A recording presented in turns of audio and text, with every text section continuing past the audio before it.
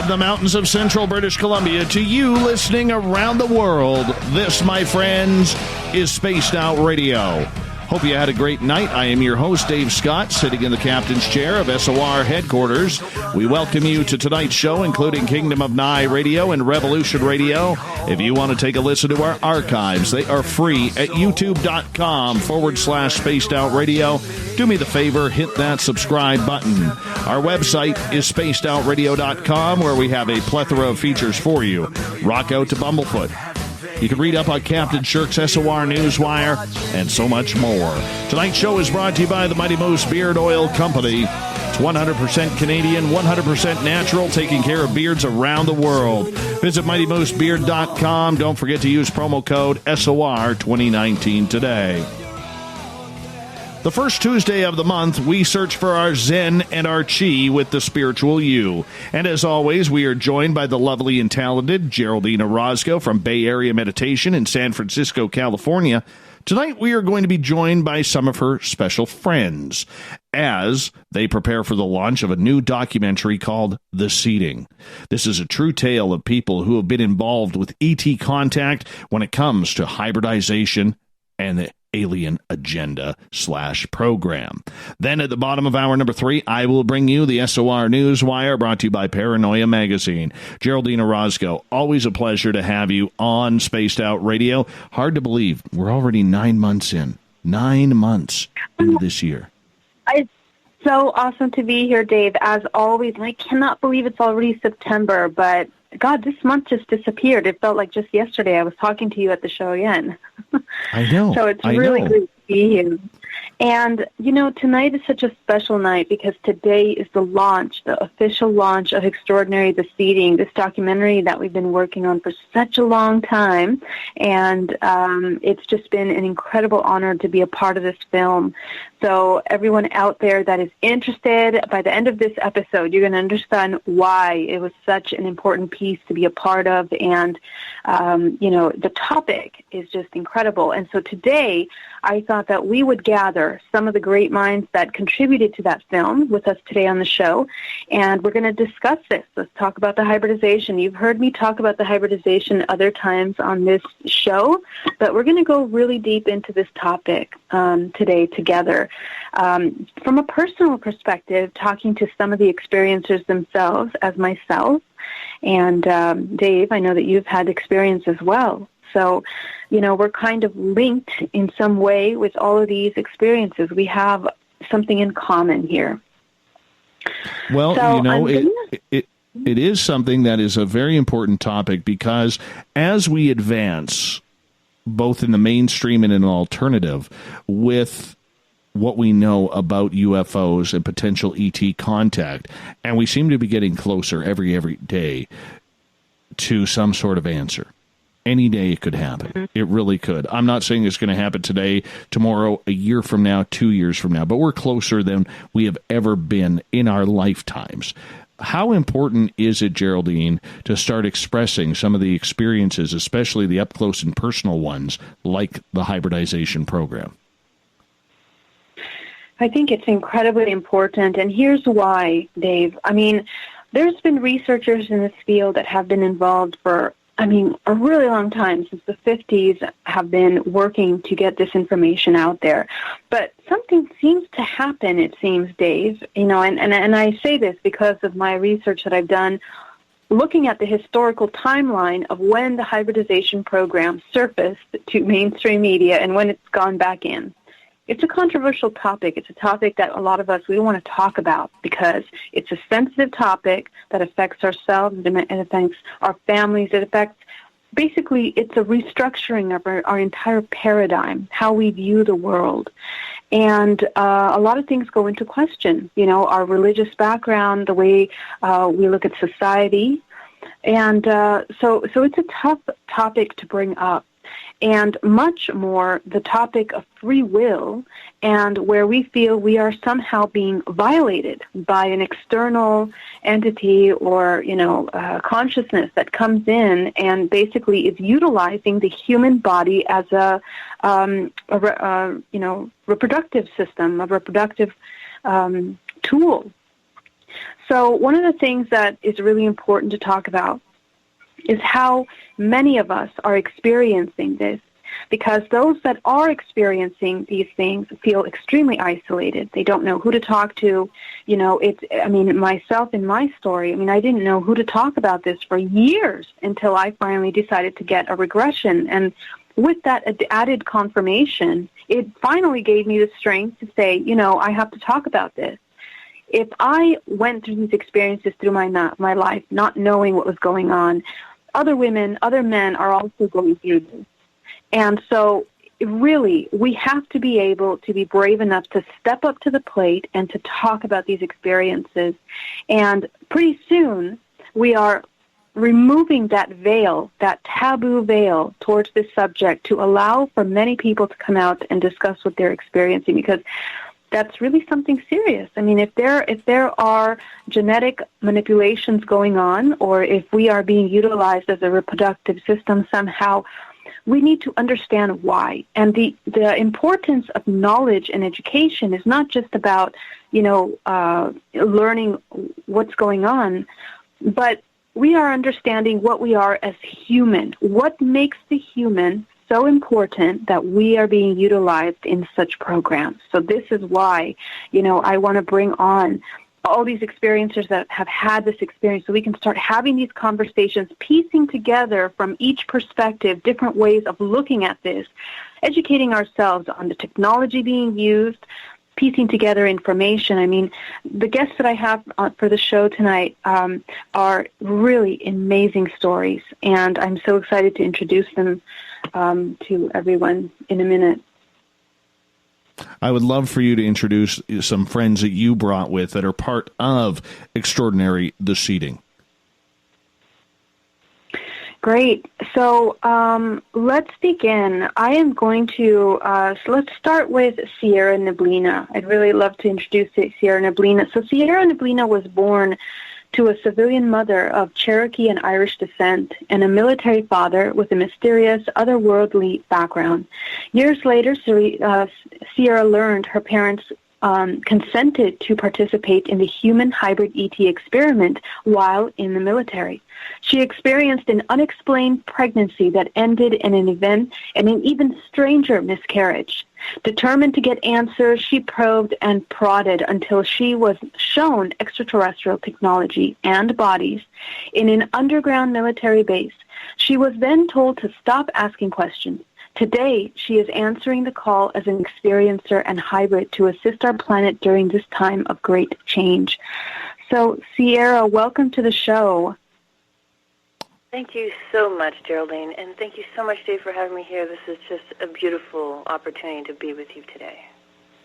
We appreciate you coming in, Sierra, as well. I'm going to get you to move a little bit closer to your microphone so we can hear you a little bit better. You're a little bit quiet, but I am so excited to meet up with you and learn your story for the Spaced Out Radio audience as well. And Geraldine, you've got another friend with us. We do. We have Robert Fullington with us tonight. Now, I'm going to introduce Robert. Robert awakened in 2009 at the age of 28 through a series of intense interactions with ET craft. This process accelerated through ongoing interactions with mantis beings called Kekaresh.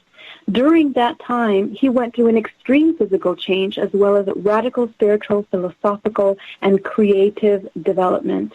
He conceived designs for both 2- and 3-dimensional creations, all of which are consciousness-amplifying technologies whose purpose is to help people open their own doors and accelerate their own personal growth. In the 2D, he produces geometric designs with both monochrome and color for mental effect, whereas the 3D work is designed for physical interaction. Robert feels that the physical changes he underwent allowed him to work with advanced visualization and receive these downloaded designs. So we are so excited to have Robert, and Robert has an incredible story about his contact with Mantis. Welcome to the show. Oh, yeah, thank you. It's awesome to be here. Thank you, guys. Appreciate that. I want to ask your guests, and Robert, I'm going to start with you, and then Sierra, I'm going to get your response as well. But Robert, how hard was it for you to finally make that decision to come public with your ET contact and what had been happening to you? Because for a lot of people, this is traumatic. Whether they are having positive experiences, negative experiences, it's very traumatic, and you don't know how you're going to act with it. So let me know how it was for you. It was pretty hardcore. I had no idea that ET even existed for quite a while, and all of a sudden I get slapped in the face with, "Oh my goodness, this is real." And I went public because my wife and I, we've experienced everything together, and after our first big craft, I just felt the urge to tell, I have to tell everybody. So it was just kind of like a driving force to tell people that, hey, there's something pretty wild going on, and also for some selfish reasons, to help advance myself, because looking for answers, who else do you go to but the people that publicly talking, saying that they've experienced. So to help get more contact with other people that have experienced it, that was another driving force. How about you, Sierra? How did you learn about this within yourself, that this was actually happening to you, and how has it transformed your life?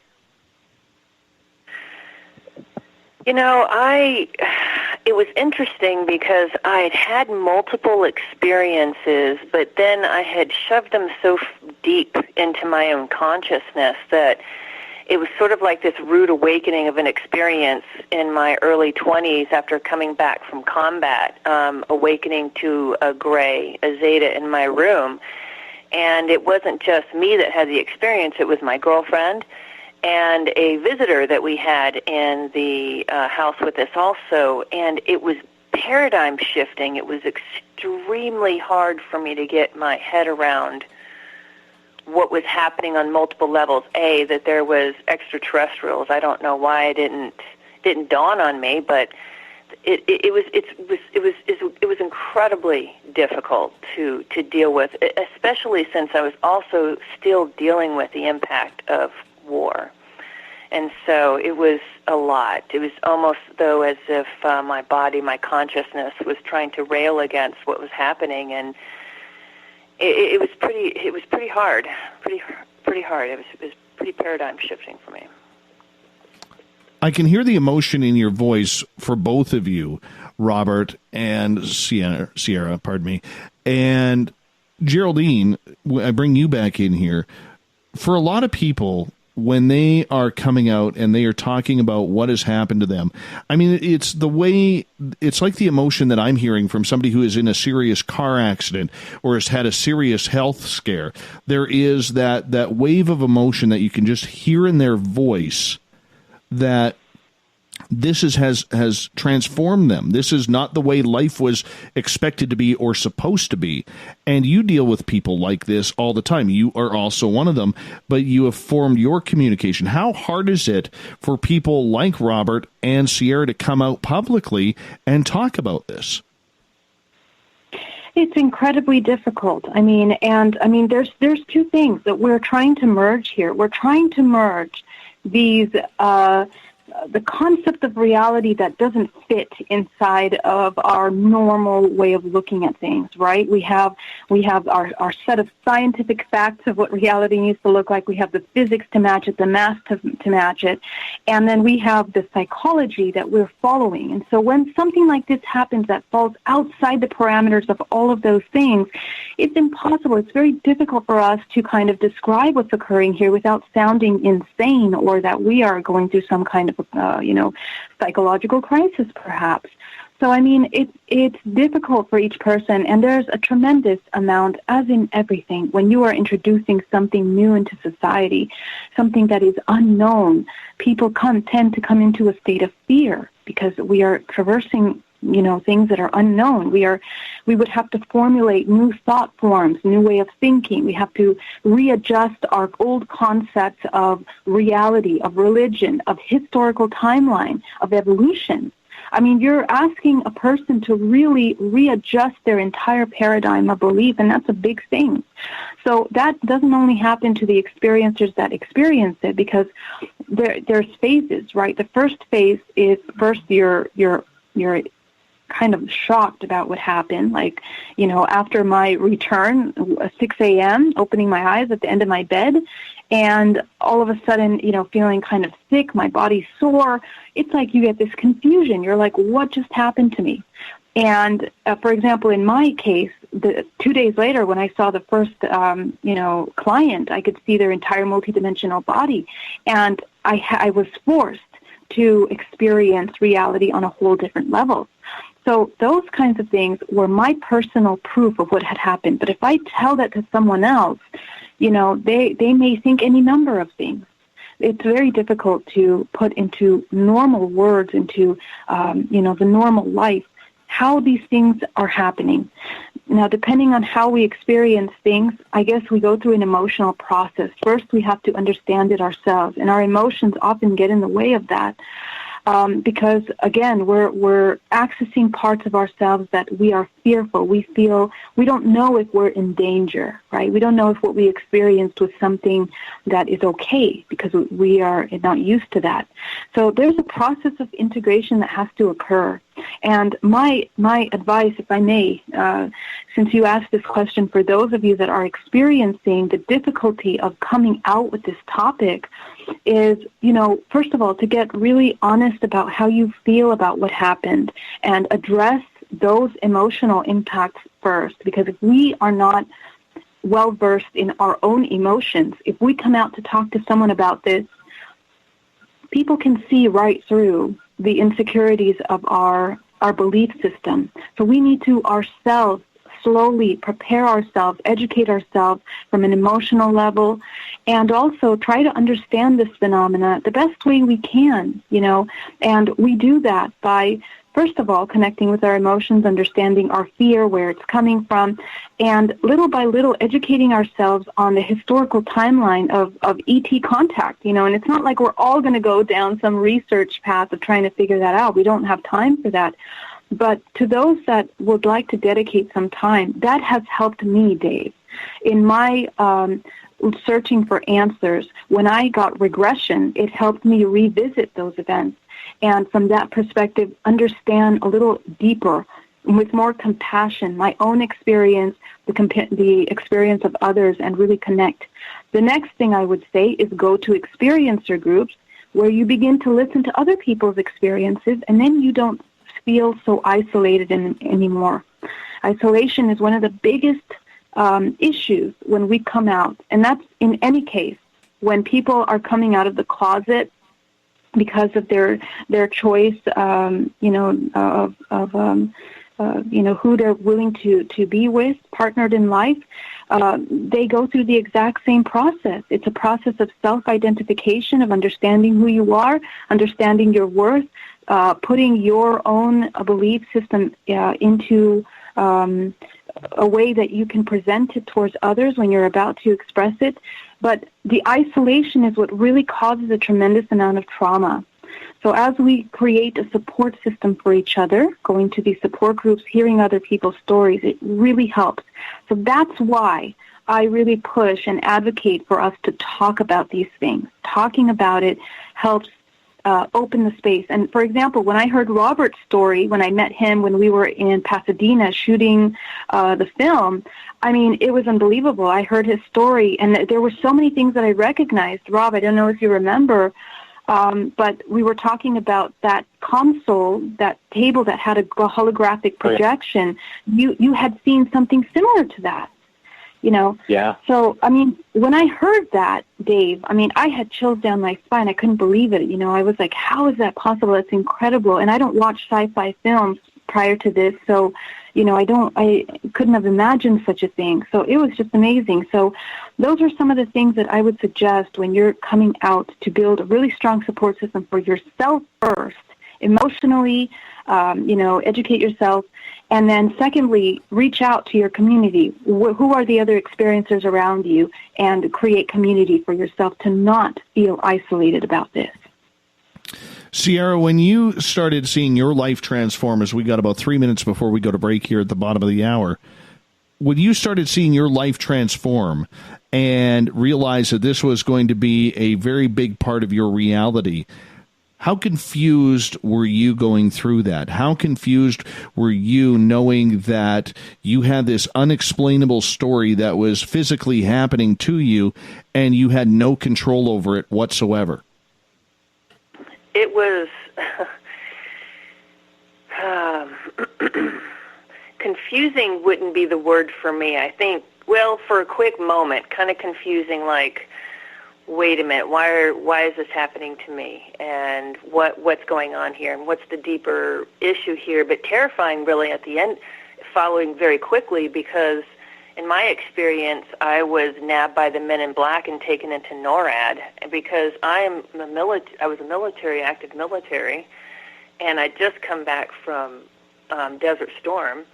And I started calling people in my unit, what do you mean? Because there was a girlfriend of mine in a spiritual group that I was in that I called, and I said, this happened to me. And she started to lay on me the whole story about from Roswell forward, and there's this agreement to get technology in exchange for human DNA. And I said, yeah, but I didn't give them permission. Why does that involve me? And so then I started calling and making a whole bunch of phone calls and saying, I guess, enough of wrong things to the right people that a couple months later I was picked up by the men in black and taken into NORAD and threatened, shown a bunch of technology, and then threatened to keep my mouth shut. So I went on the run, and then have had to deal with and dealt with being quiet for over 15 years. And then I couldn't be quiet anymore. I had a massive stroke. I died. I came back, and I said, no more. I'm not keeping my mouth shut anymore. So hold on a second here, Sierra.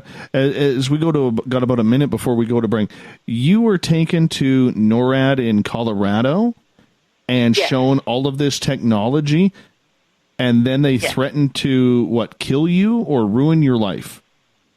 Interestingly enough, they didn't threaten to hurt me. They threatened to hurt my family. I was taken away from my folks at a young age, put into foster care, and they were naming off the names and addresses of my adopted family and my biological family, which I just found my biological mom and brothers and sisters and got reunited with everybody. So it was I was completely freaked out about the fact that they knew all that information about me, and went underground. I ran for 10 years. I didn't have a checking account, a credit card, nor a cell phone. Well, this was really kind of before. Cell phones didn't really come in until, the early 2000s. But I rolled around with my truck, the tools, the clothes on my back, and I went looking for spiritual answers. Scary. Sierra, you hold on. Geraldine, Robert, you hold on as well. We're going to take a break here. Extraordinary, The Seeding, debuts tonight. And we got 3 of the hot stars on the program right here for you on The Spiritual You on Spaced Out Radio. We'll be back.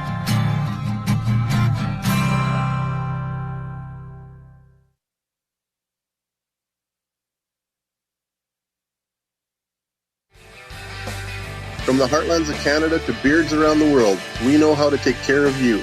Fill your follicles with the Mighty Moose Beard Oil. All our oils and balms are handmade and 100% natural ingredients because we care about your beard.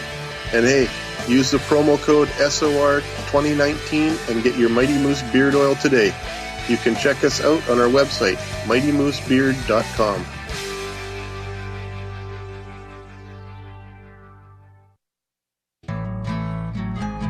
Looking for a place to advertise at a very reasonable cost? Look no further than Spaced Out Radio. SpacedOutRadio.com has an advertising tab that you can click to check out our daily, weekly, and monthly packages to play on the radio, or our website including social media. From commercial spots to banners, we have it all. Check out our competitive pricing today. Hello, this is your guitar man, Ron Bumblefoot Thal, and I have to tell you, I love the response I get for Little Brother is Watching from Spaced Out Radio fans. It's amazing how music can inspire and make people think deeper about what's going on in the supernatural world. You can head over to my website, bumblefoot.com, to check out my music, my guitar workshops, my touring, even check out some of the hot sauces that I'm working on. And make sure you keep on listening, because with Spaced Out Radio, you know little brother is watching. Move over, brother, and let me own Saturday night. This is Rich Giordano, and I'm inviting you to tune on in to Spaced Out Saturdays starting at 9 p.m. Pacific, 12 a.m. Eastern, where I'm going to bust open the lids on everything paranormal. Why? Because we want answers, and I'm the guy who's going to deliver those answers to you. Join the chat rooms, and we'll see you this Saturday. Just be there. No, really. Finish off your weekend and kick off your new week with me, Everett Thiemer, right here on Spaced Out Sundays. I'm going to bring you great guests, a little bit of snark, and plenty of information to think about. But don't worry, there's going to be plenty of woo as well. We are going to hit everything in the paranormal and supernatural, including the odd Psychic Sundays. So tune us in on Sunday, 9:06 p.m. Pacific, 12:06 a.m. Eastern, right here at spacedoutradio.com. Heading to Vancouver and looking for a night on the town? The Moose Vancouver is the bar that never stops rocking until 2 a.m. every night. The Moose has great food with everything on the menu from $6.95 to $8.95. Fantastic, vibrant staff and rock and roll that will bring you back to when the music was real, the hair was long, and the guitars were rocking. Get your party on at the Moose Vancouver, the official party bar of Spaced Out Radio. Every night on Spaced Out Radio, we have places for you to hang out. Hi, this is Carl. Join our SOR Space Travelers group on Facebook for live chat. On Twitter, using hashtag Spaced Out Radio, you can also join us in our Spreaker chat room. Check us out on Instagram at Dave Scott SOR. All of our archives are free on YouTube at Spaced Out Radio. By the way, I'll be watching you at your window until you do. Bye! We're adding to the entertainment online for Spaced Out Radio. I'm Amber Beckrud, and I want to invite you to subscribe to our YouTube channel and check out Cryptid Tales, where I will take you on a journey into some of the strangest legends and lore from around the world, relaying the stories to you of the strange creatures and experiences that people have had throughout time. You can find Cryptid Tales at youtube.com/Spaced Out Radio. And while you're there, don't forget to check out our free archives and leave a comment. See you there. Coming soon to our website, spacedoutradio.com, is the SOR Space Travelers Club. For just $5 a month, you can get into a private area on our site where you can hang with other listeners in our chat room, post in our forum, and check out a bunch of exclusive content and store that won't be found anywhere else, including a nightly after-show party with Dave. It's going to be the best $5 a month you're going to spend. The SOR Space Travelers, only at spacedoutradio.com. Are you having encounters with the paranormal, supernatural, or ufological that you cannot explain? Look no further than the SOR Sightlines Report, brought to you by the Experiencers Support Association. This is Ryan Stacy, head of the Research Association, TESSA. Soon on the Spaced Out Radio website, you'll be able to file your reports and have them researched for you. We are independent and ready to help Spaced Out Radio listeners today.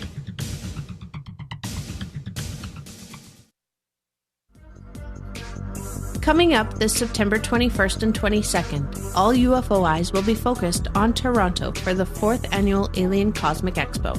Come listen to some of the biggest names and experiencers in ufology. Travis Walton, Paul Hellyer, Richard Dolan, Paula Harris, Grant Cameron, Randy Kramer, and Spaced Out Radio's own Dave Scott.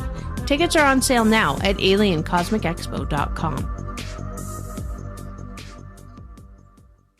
Looking for the stories of the strange and weird that you will find hard to find anywhere else? Check out the SOR Newswire on our website. Our writers, led by Captain Shirk, are scouring the world for the oddest and most bizarre stories we can find. Everything from weird crime to suspenseful and paranormal. We're working hard for you to bring you the most intriguing news of your day. Check out the SOR Newswire at spacedoutradio.com today. Come get spooked at the 4th Annual Forest Moon Paracon in Cedar Woolley, Washington, Saturday, September 28th. UFOs, ghosts, aliens, Bigfoot. Speakers include Mike Morin and Jason Jordan, R. Keith Andrews, and Dave Scott from Spaced Out Radio, and so much more. There will be workshops and a VIP roundtable. Get early bird tickets now at fmparacon.com.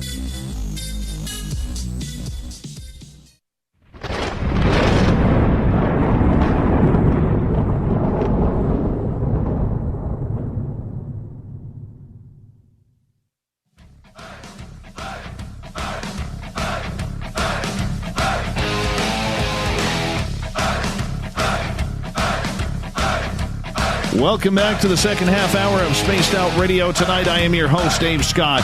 Thank you so much for joining us. I want to remind all of you, if you've missed portions of this show or others, you can always check out our free YouTube channel, youtube.com/Spaced Out Radio. Do me the favor, hit that subscribe button.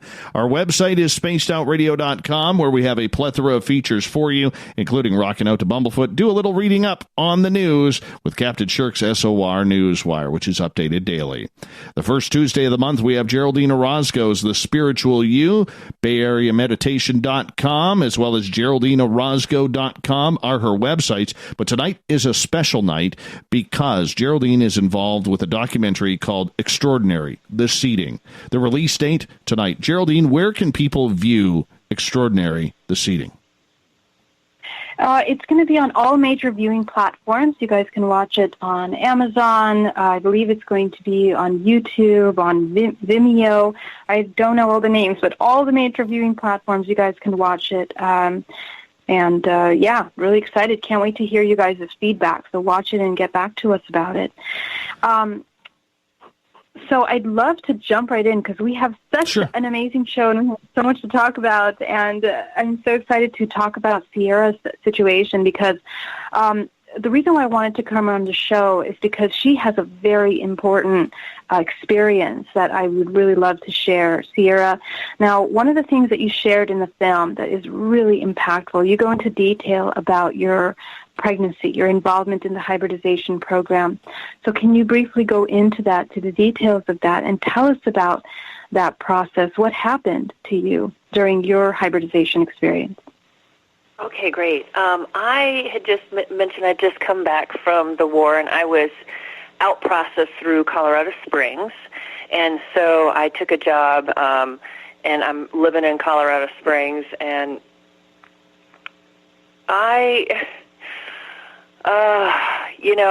I'm sorry. It's sometimes it's interesting. I can just talk about this all day long sometimes, and at other times there's seems to be this emotion that comes with it. So I was living with my girlfriend in Colorado Springs in an apartment complex, and I woke up one evening after she had got up and gone to the bathroom, and I had a sense that somebody was in the room. Now, my girlfriend, got up, went in the bathroom, opened the door, turned the light on, the whole rigmarole, you kind of get into it with your relationships kind of a thing. But this evening, though, it didn't happen. We'd gone to bed, and early that evening, because it was a work night, and although we had a friend in from out of town, she was there for a while, and was going to be coming and going during the day. She's sleeping in the living room in the couch, sort of like at the wall on the other, towards the headboard of where my girlfriend and I were sleeping. And we were laying there, and I was laying closest to the wall where there was a big window, and it was the first floor, so there was a courtroom and a light coming in, and we had Venetian blinds, and so we didn't have cloth, so it made this strange line light on the wall, which was on the opposite end of me where my girlfriend slept, which was also the bathroom door. And this night when we had fallen asleep early, we all got awoken by a woman screaming in the courtyard. It was weird. It was just one long, blood-curdling scream. I woke up. She rustled. I looked at the clock. It was 12:36 a.m. So I rolled on my left side, and I went to sleep. At this particular time, I was primarily a left-side sleeper, and so that's my complaint about the light in the bathroom. And she didn't say anything after I rolled over, got up, went into the bathroom, didn't turn the light on, shut the door. I heard the toilet cover seat go up, and I heard her sit down. And I thought it was odd.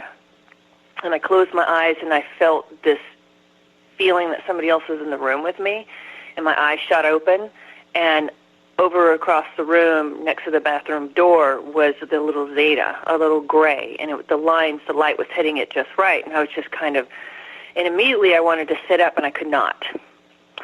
And so I went through this series of basically panicking and passing out multiple times. And I kept feeling like maybe I was missing something. And so I tried to slow down my panic and reaction, and I just have this terrible, don't like to not be able to move type of feeling. And so it's so overwhelming, too, waking up and then having this experience and passing up and continuing to wake up like this bad nightmare, like Groundhog Day that keeps happening. It's still here. Like when I open my eyes, it's still here. And I heard once I got quieted enough, be still, we're here only to check on you. What? You know, I'm thinking, and then whole things race through my mind, I pass out again.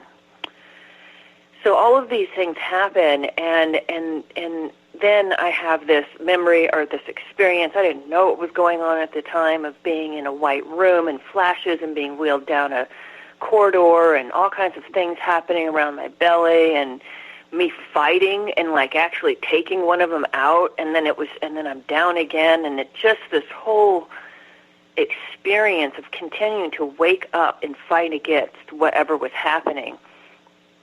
And I woke up, well, actually, all of a sudden then I sat straight up, and I was like, and at the same time my girlfriend opens the bathroom door, turns on the light, is cursing. I look at the clock. It's after 4 a.m., and she is, like, walking all weird and mad because her legs are asleep. And I'm staring at this point on the wall. She comes in like, what? And then she gets all defensive and like, what? She just got out of the Marines herself. And she's like, what's going on? Is there somebody in the room? Just the pure, sheer terror, confusion. What just happened? And so I told her what had happened, and she believed in the Zetas and the Grays, and she'd kind of known about them. I didn't discount them, all the things I'd seen in my life, but I didn't think that one was going to be sitting in my room. And the next morning she goes to work. I called a friend of mine, and she's the psychic friend in the circle I'm in. She comes over. I open the door. She's like, Sierra, you want to tell me why you're pregnant? And I said, I'm not in the mood right now. I want to tell you this horrible thing that happened. I took the day off from work today. I can't even think. I can't even move. And then she goes to tell me about the Zeta hybridization program. I just was rocked. First of all, it's like the emotion, the from anger to resentment to pure denial. There is no way the government is going to let something like this happen to me. There's no way that this is even real. What is going on here? I felt like I was in this daze for 6 months. And so I went and got pregnancy tests. I kept testing pregnant, which is impossible. I don't sleep with men. I don't know how this is happening. And I didn't understand and was so thoroughly confused about what was going on. She had me call my mom. I'd just been reunited with my biological mom. She said, listen, it happens in generations. This woman knew a lot, like the earlier programs that were failing, and then they realized X, Y, and Z, and had to go through certain generations, and it's a generational thing. Usually the hybrids that worked and the programs that worked, it starts with the mother or the grandmother. And so I called my mom, and I said, Mom, have you ever had any dreams, thoughts, think you saw a UFO? And I was not prepared for what came out of her mouth. She was like, oh, let me tell you a story, honey. From the time that I was pregnant with you, I have had them following me. I have had all kinds of experiences, good and bad. And she's like, I'd like to tell you about it sometime. I'm really glad you brought it up. And I just went white. And I'm just staring at my friend Morgan like, this is a cruel, horrible joke. And why am I stuck in the middle of it? I was pregnant for 4 months. And I went to my women's group, and it was extraordinary because they were, like, all on it, like, okay, so in the past it's been psychic connections. The only reason why I even woke up in the middle of it is because your psychic ability, and you've been working with us, and we were turning things on. It makes sense. You kept waking up in the middle of the procedure, and that what were we going to do? So we decided to go cloak and dagger on it. I was like, what should we do? So I left my girlfriend's house and And I stayed on couches at these women's houses, and they would just not tell me when they were going to take me to the next house. And they were trying to keep me away from them to try, because they asked me, what do you want to do? And I said, I want to keep the baby. I didn't give them permission to do this. I want the child. They said, great, we break contract, we try to keep the child, and these are the things we're going to do. Well, it failed, because one day I woke up and my stomach was flat. I am 6'3", I'm a bean rail, and I've always had a flat stomach, and I was very much showing at that time. And I just remember sitting straight up, grabbing my stomach and screaming, no. And the anger that came after that, and the determination that I had that somebody was going to pay, first of all, for doing that to me, and second of all, for taking my child from me. Robert, when you hear a story... Sorry, Geraldine. Oh, go ahead. Robert, when you hear a story from the feminine side of the hybridization program, what's it like from a male perspective? It seems really, really, really hardcore, and my heart goes out because I wouldn't be able to comprehend that level of loss, and trauma, because I don't have the ability to create life within inside myself. So that's just on a whole nother level, that I would never even be able to comprehend. So my heart goes out for you women out there, big time. Geraldine, is that quite similar without the military involvement of Sierra being in the military, being in the military? Is that pretty much similar what happened with you?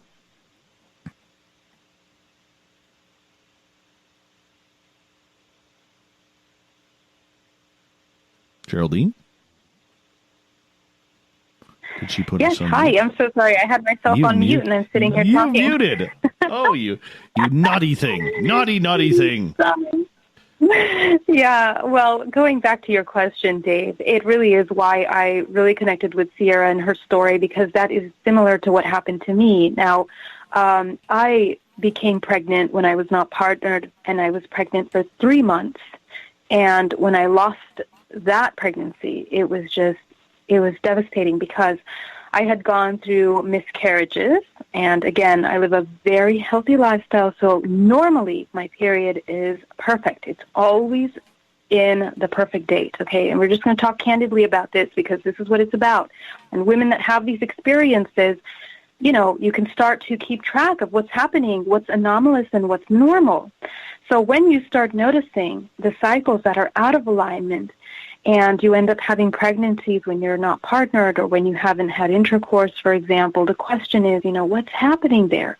And especially when they're linked with dreams, with experiences, with visions, with marks on the body, with other parts of this experience that make them very unique, becoming pregnant. But again, during that time, I had no idea, even a possibility in my mind, that this could be connected to ET contact. I want to be very clear about that, because it was so far from my paradigm. All of my medical emergencies that had happened in the past were linked to ET contact, okay? So that's something to note, and that's how I discovered it. But again, it came to a point where, finally I had kept the child, and basically I was pregnant, and then I lose it. So it was very emotional. And actually, there are many different ways of the hybridization program. The hybridization is not just utilizing the biological matter of women or inseminating women. There are also cloning programs that are also occurring. And that was another kind of hybridization that I also underwent myself, and many women and men experience as well. And one of the things that I wanted to bring up, Dave, if I may, talking about the cloning, is that actually Robert had experienced something similar to that. He actually saw it when he was on craft. So maybe we can ask Rob about that to share his experience. Please do. Robert, go ahead. Yeah, it was an underground facility. Actually, yeah, seemingly like an underground facility. It happens, it's kind of early on in my experiences, so I was still kind of pretty much unaware. It honestly seemed like it was like a recruiting kind of experience, where it seemed like they were trying to get me to, promote them or something in a positive way.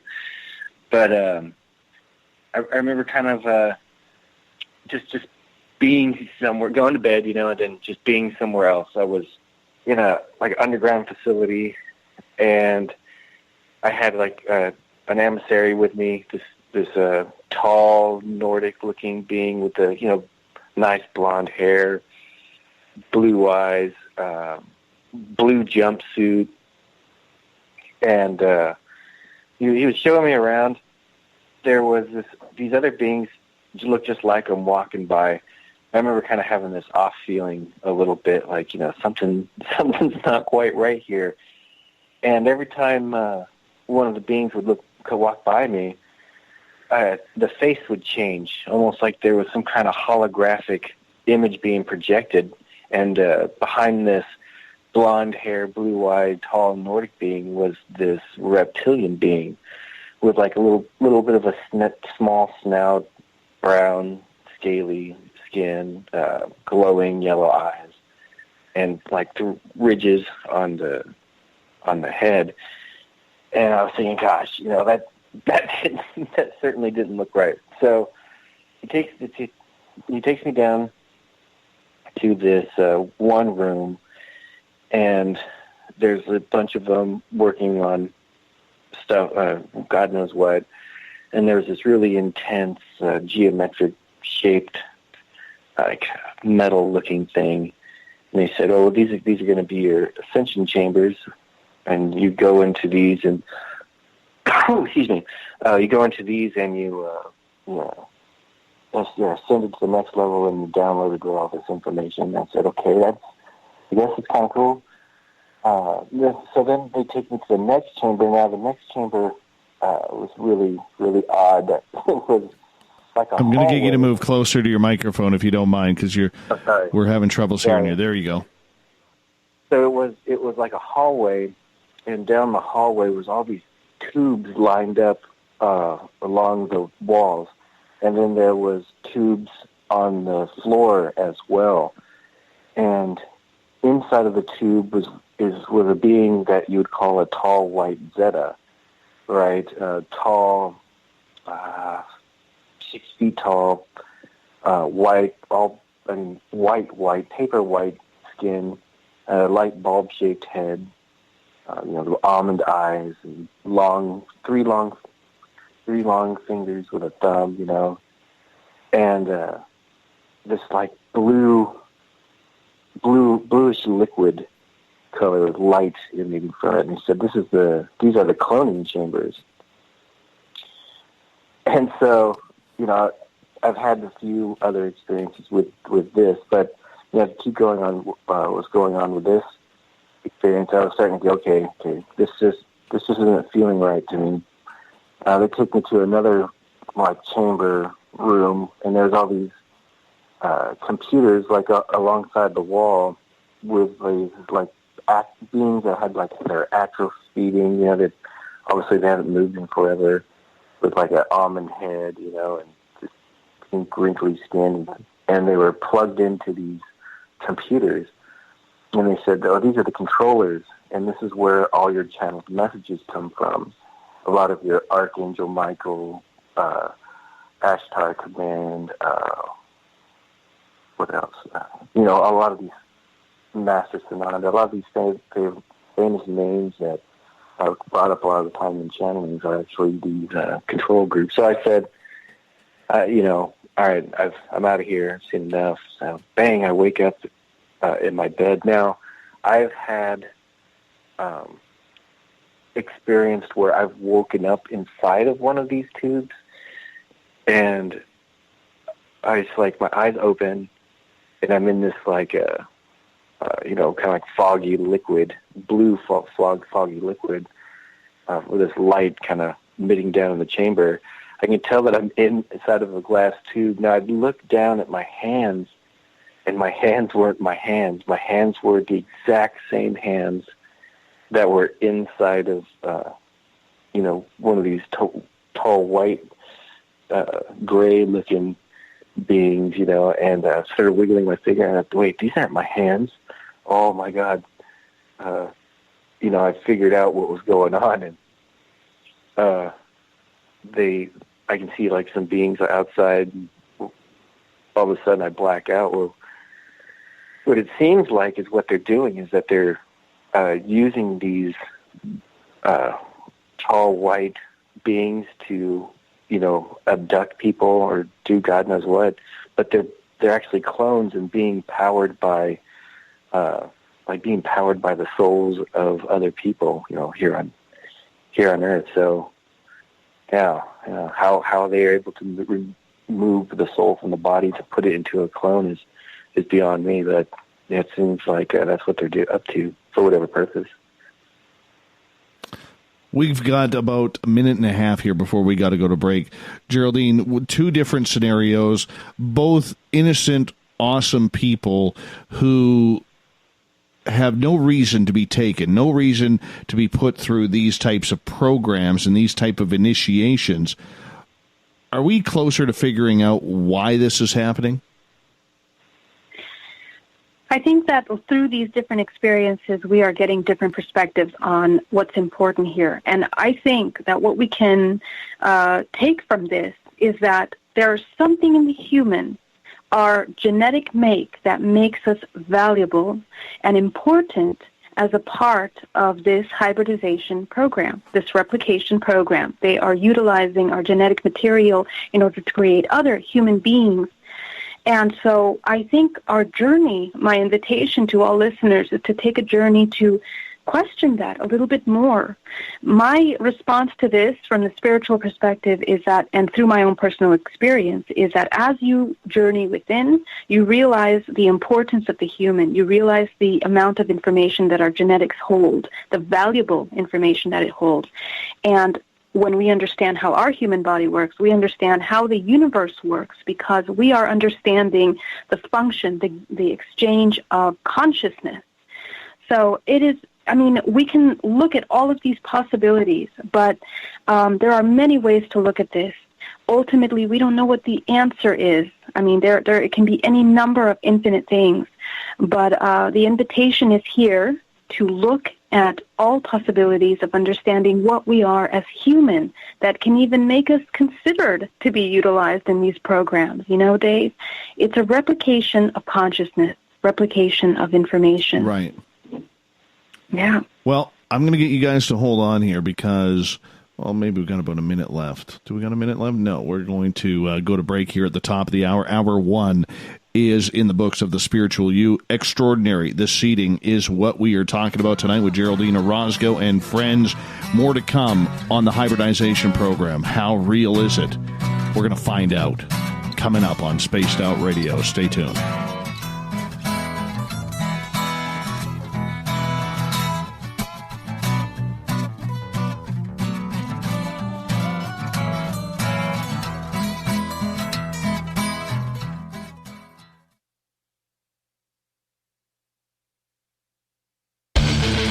Call of the Wild is in Vancouver. The Moose Vancouver is one of the hottest bars and restaurants in the city. Open until 2 a.m. nightly, the Moose will rock you like a hurricane all night long. Great food with everything on the menu at $6.95 near the corner of Nelson and Granville. Get your horns up and come rock with us. The Moose Vancouver, the official rocking bar of Spaced Out Radio. Come hang out with me, Little Richie G, as I take over the airwaves on Spaced Out Saturdays. This is Rich Giordano, and I'm going to bring you the most fun on the radio you can have with your clothes on. We're going to get to the heart of the subjects from UFOs to what's going on in the paranormal and everything in between. So come join me at spacedoutradio.com, starting at 9 p.m. Pacific, midnight Eastern, for the fastest 3 hours of your week. Come hang out with Spaced Out Radio, where we own the night. This is Carl. You can follow Dave on Twitter at Spaced Out Radio, and during the show, use the hashtag Spaced Out Radio to chat with us live. On Instagram, at Dave Scott SOR. On Facebook, give our page a like, Spaced Out Radio Show. SOR archives are free on YouTube at Spaced Out Radio. Come join us, or I will come join you. See you at your window. Looking for the stories of the strange and weird that you will find hard to find anywhere else? Check out the SOR Newswire on our website. Our writers, led by Captain Shirk, are scouring the world for the oddest and most bizarre stories we can find. Everything from weird crime to suspenseful and paranormal. We're working hard for you to bring you the most intriguing news of your day. Check out the SOR Newswire at spacedoutradio.com today. Get your horns up with me on Spaced Out Radio. This is Ron Bumblefoot Thal. Come tune in to SOR, where you can hear me rock out with Little Brother Is Watching, the official theme song of Spaced Out Radio. And then come on over to bumblefoot.com, where you can find out about my tour schedule, my music, and everything else. Bumblefoot.com keeps you up to date on what I'm doing and the best way to stay in touch with my music and music camps. Sign up for my newsletter at bumblefoot.com, and remember, Little Brother Is Watching. We all know on Spaced Out Radio we love a good beard and mustache, so why not take care of your facial hair with Mighty Moose Beard Oil? Made in Canada, we're taking care of beards and stashes around the world. We use 100% natural ingredients with our oils and balms to make your whiskers feel silky smooth. Use promo code SOR2019 at mightymoosebeard.com today.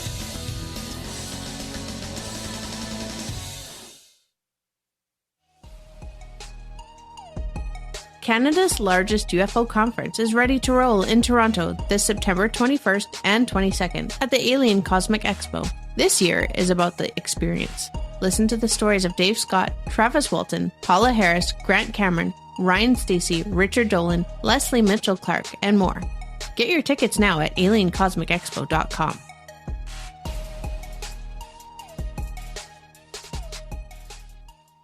We are getting ready to relaunch the SOR Space Travelers Club at spacedoutradio.com. For $5 a month, you can join us for a plethora of features found nowhere else. Hang out in a private chat room during the show and after party.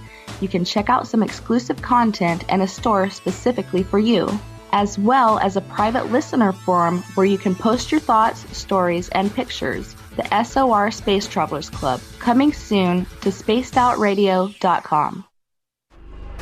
Are you having encounters with the paranormal, supernatural, or ufological that you cannot explain? Look no further than the SOR Sightlines Report, brought to you by the Experiencers Support Association. This is Ryan Stacey, head of the Research Association, TESA. Soon on the Spaced Out Radio website, you'll be able to file your reports and have them researched for you. We are independent and ready to help Spaced Out Radio listeners today.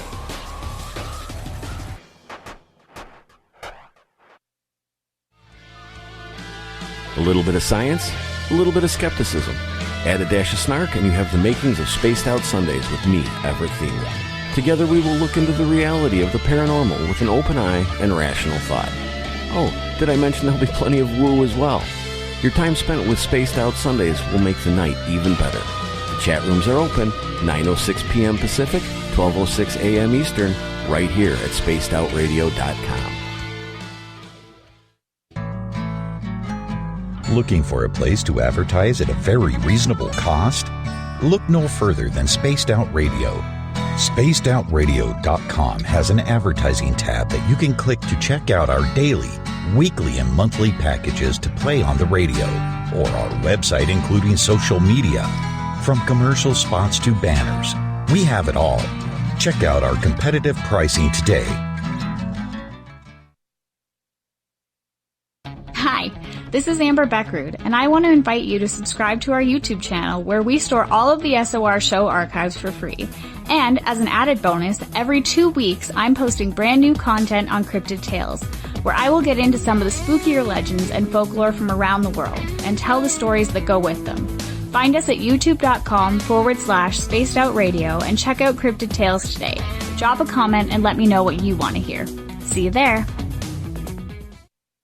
Visit purpleplates.com today. For over 40 years, the Purple Energy Plates have been delivering amazing results for their many customers. Inspired by the great genius Nikola Tesla, the harmony, healing, and energetic effects of the plates have proven over and over to be beneficial and often miraculous to thousands of customers. Check their site for daily specials and choose from their many energy products. You won't be sorry. Visit them today at purpleplates.com. Come get spooked at the 4th Annual Forest Moon Paracon in Cedar-Woolley, Washington, Saturday, September 28th.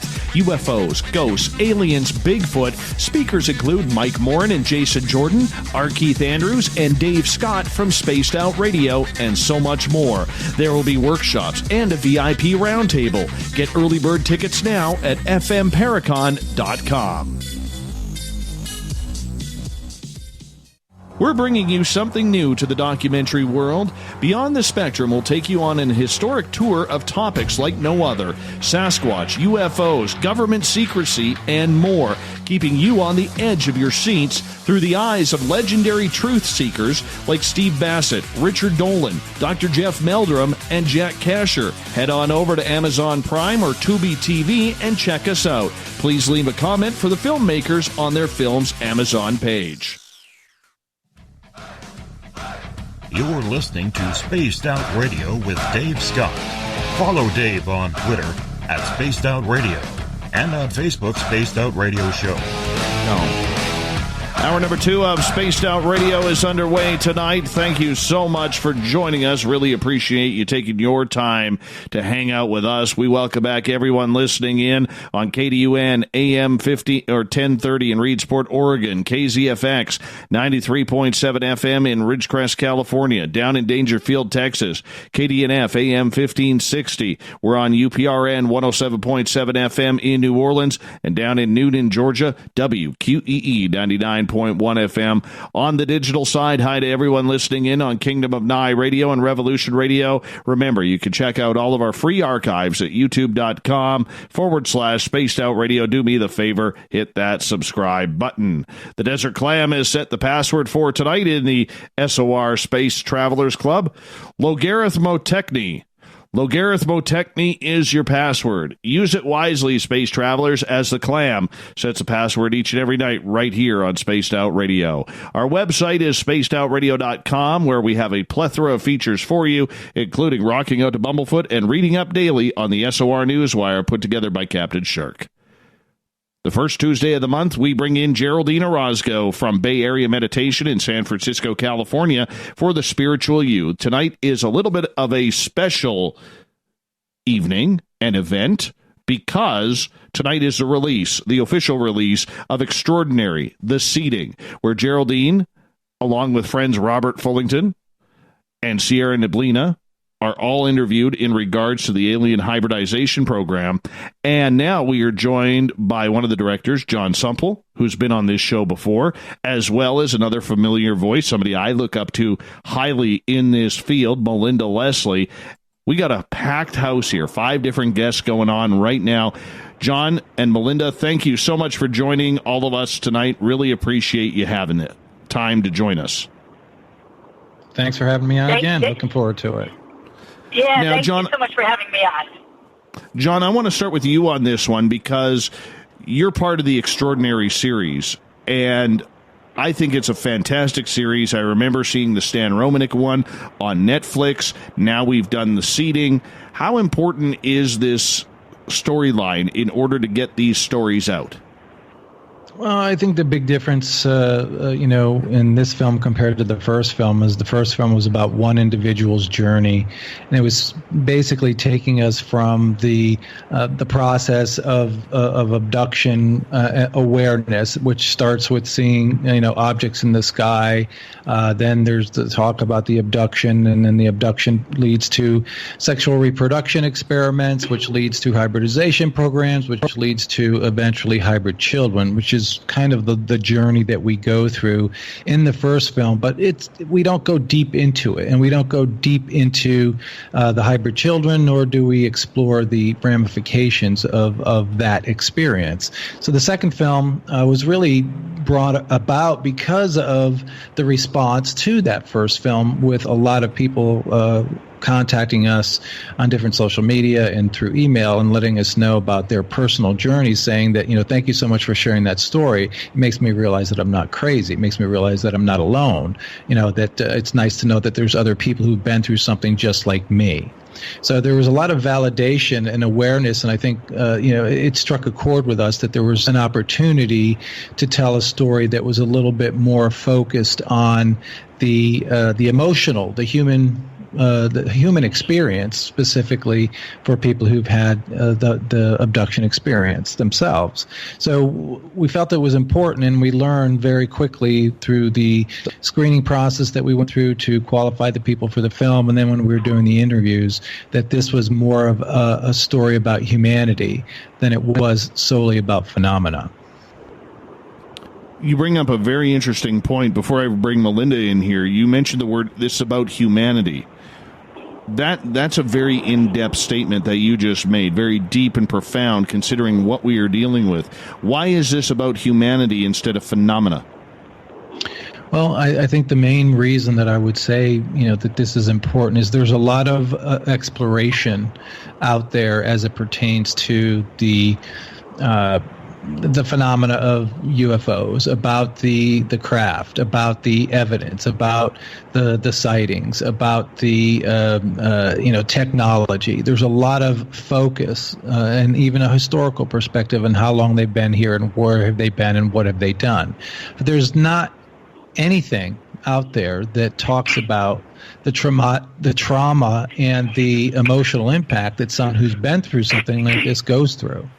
So it's unusual in this space to talk about it from that perspective, and we thought it was very important to say, let's spend a little bit of time on the human side of this. Let's look at this from the point of view of that we want to create awareness, obviously, to people may not be aware of how deep this goes, and then we also wanted to let people know that there's a level of compassion that needs to be shown towards people who've been through something. Just because you've never been through it or you don't understand it doesn't mean it didn't happen to them. So that was another very important part. And the third part was that, it was discussed earlier, is that, the people who've had these experiences need to know that there's community out there for them to reach out to and share their personal journeys so that they can have this sense of understanding and knowing that there's people like them who can help them navigate through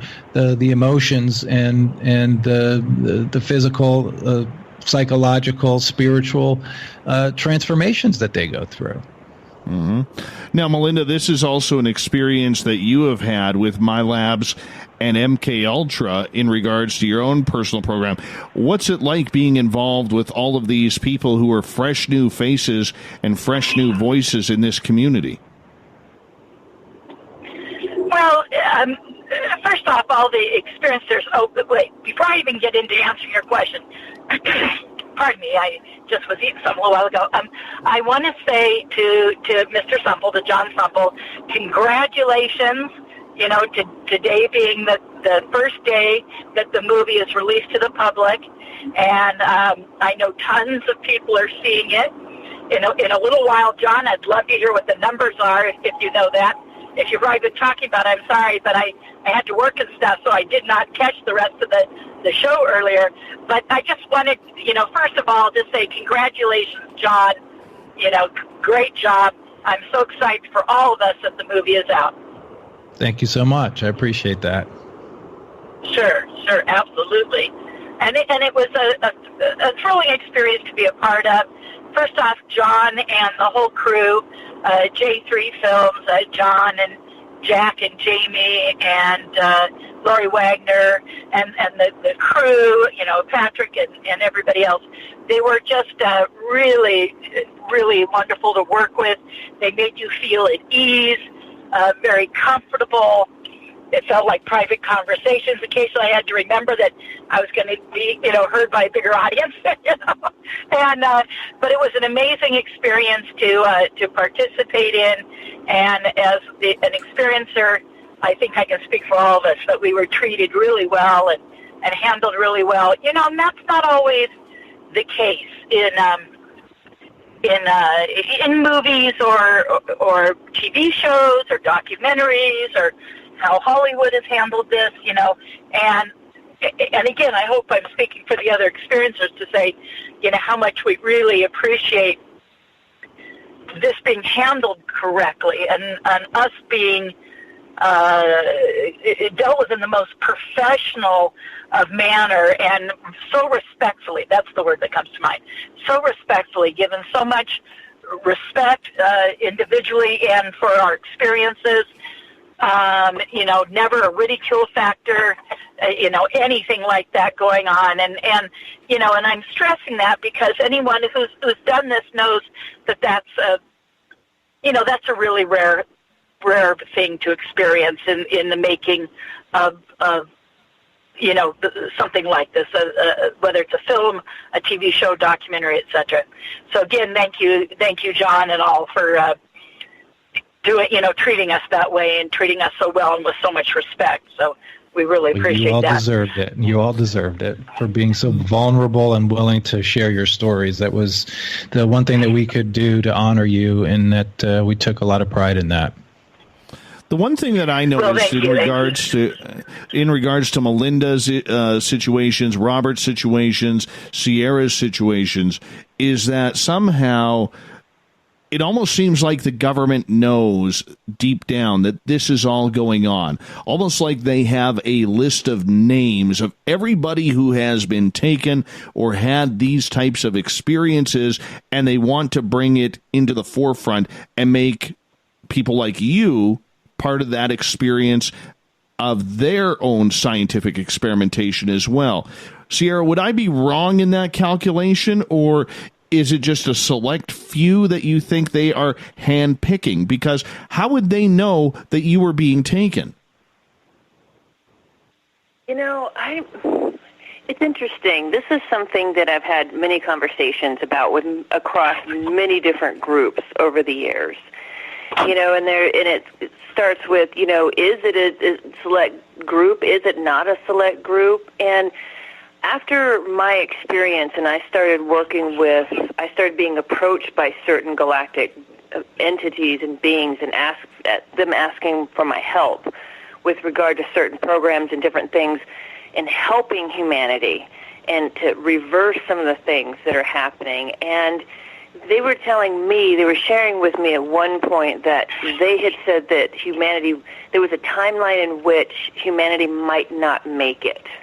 And that to what was relayed to me in that moment, that everybody at some point had been not necessarily taken, but that the gene pool had been thoroughly represented, just in case they needed to reseed humanity. And I thought, wow, that's kind of drastic. Now, I've been spoken to other groups of beings who have explained to me that there's been an experimentation happening here on the planet and so on, and that this is them helping us and raising our consciousness and moving towards a new future, and that these hybrid children are going to help us be bridges to that next new future.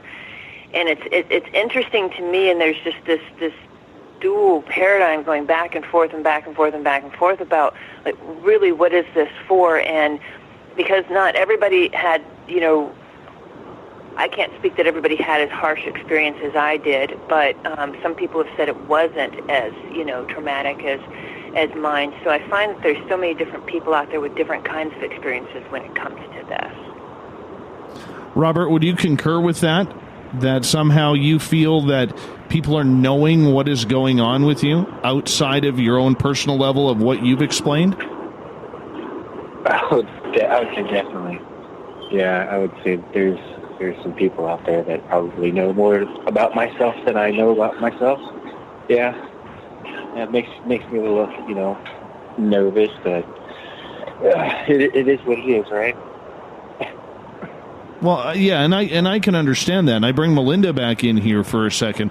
Melinda, with the way you have had your experiences where you've had some pretty nasty encounters, and I recall one that you shared on this show years ago with Misha Johnson and Lorien Fenton. That was just strange all to hell. Probably one of the weirdest stories I've ever had on this story. But do you believe that there is some sort of list out there that ties experiencers, maybe that are more into the hybridization program, in with some sort of government program, whether it's MK Ultra or MyLab experiences? Well, okay, first off, I will clarify, I'm certainly not an expert on MK Ultra or mind control. It only comes up in relationship to the MyLab research that I do. But I'm not an expert on that, so I just want to clarify that for everyone. But as far as the MyLab stuff, well, that I'm happy to say I guess I can call myself an expert on. But yes, there's 4 categories of interest by the covert human. So for everyone, MILAB is MIL for military and AB for abduction. And by the way, everyone in this movie is a MILAB abductee. I know. Okay, clear there she go. In the movie. Oh, did I drop out? You did there for a quick second. Okay, I am driving in a hilly area. I apologize if I'm dropping out. If I start to drop out bad, go to somebody else, and then you can bring me back in, okay? All right, okay. Sounds good. Okay, but I'll keep going if you can hear me. But if I do drop out, I'm trying to get from Sedona to Phoenix for the International UFO Congress, and I'm already tired, so rather than pull over and talk, I'm trying to do it while driving. But if it gets to be a nightmare, then I'll pull over somewhere. Okay? Perfect. You got me? Perfect. Got you. Okay, very good. Okay, very good. Sorry, everybody, but just to explain, if I am dropping out, that's why. Because I'm tired, I'm trying to do an interview and drive at the same time. 2 birds with 1 stone. But anyways, going back to what I was saying, there are 4 categories that the covert humans are interested in with the abductees. So in experiences where we're, for instance, interrogated or questioned about our extraterrestrial experiences, they're interested in 4 things. The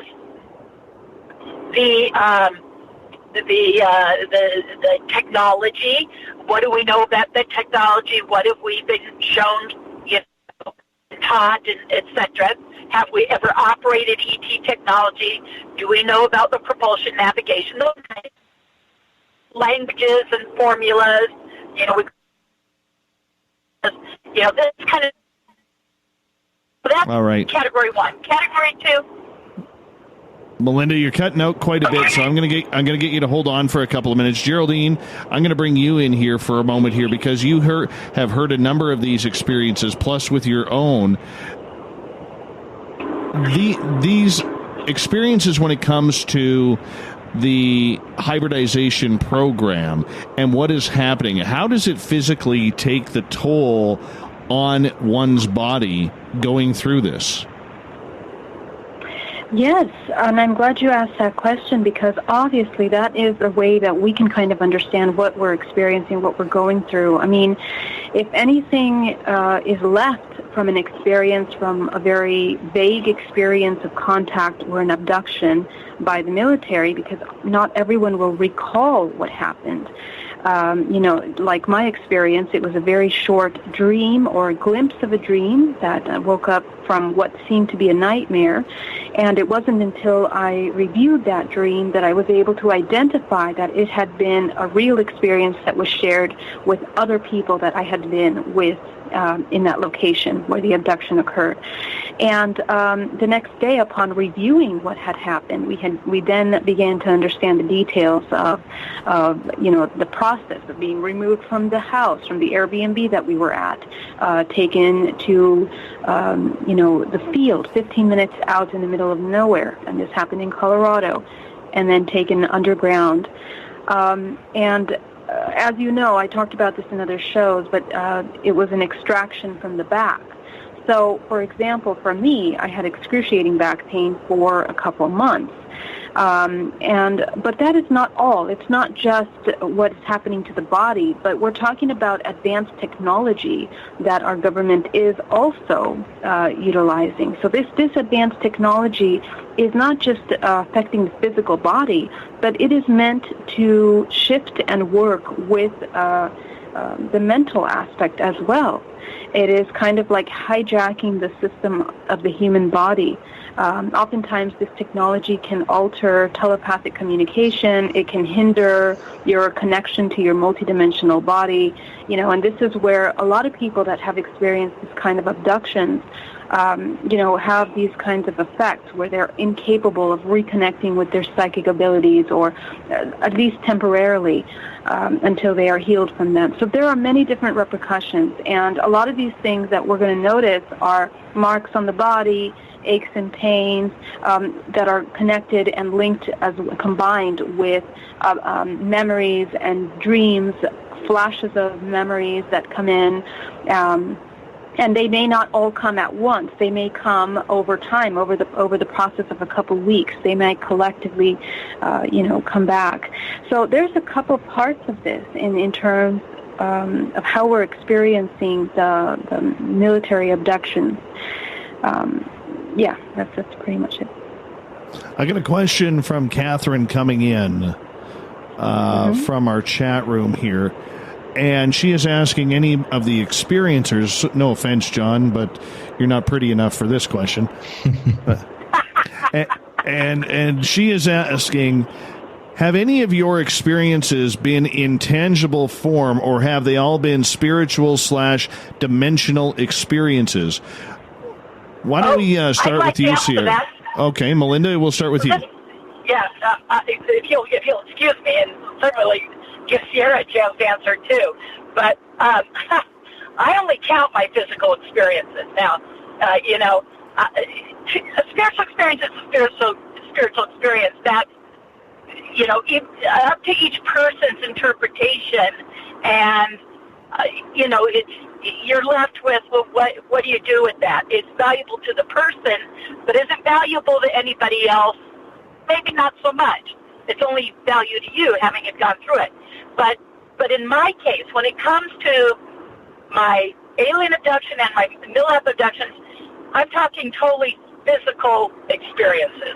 So I don't have abductions that aren't physical. I mean, to me, that's not an abduction. That's, you can have an out-of-body, higher consciousness experience. Sure, I have those kinds of things as well. But I put that in my spiritual work category, not at all in my extraterrestrial contact category experience. So, I'm not discounting anyone who has those kind of events. Again, they're very important for the person. But as far as me, and when it comes to the research, when it comes to my having a public voice in this, it's all about the physical experiences. And when I do research, when I lecture, it's all about the evidence, and the physical evidence, witnesses and landing trace evidence and marks on the body, which you were just talking about. So with me, it's anyways. That's enough said. It's all about it being very physical experiences with me. All right. We're going to continue on. And Sierra and Robert, I want your explanations to that question as well. Extraordinary, the seating. Find it everywhere now as we continue on with Geraldine Orozco's The Spiritual You, the first Tuesday of every month. We'll be back with more Spaced Out Radio right after this.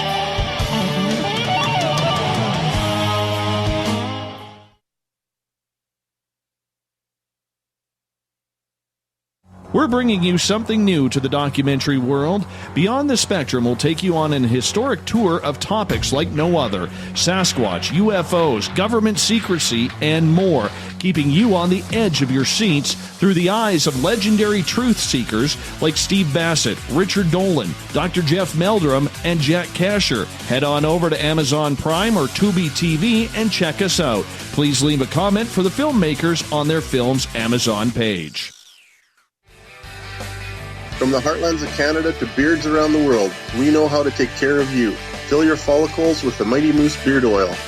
All our oils and balms are handmade and 100% natural ingredients because we care about your beard. And hey, use the promo code SOR2019 and get your Mighty Moose Beard Oil today. You can check us out on our website, mightymoosebeard.com.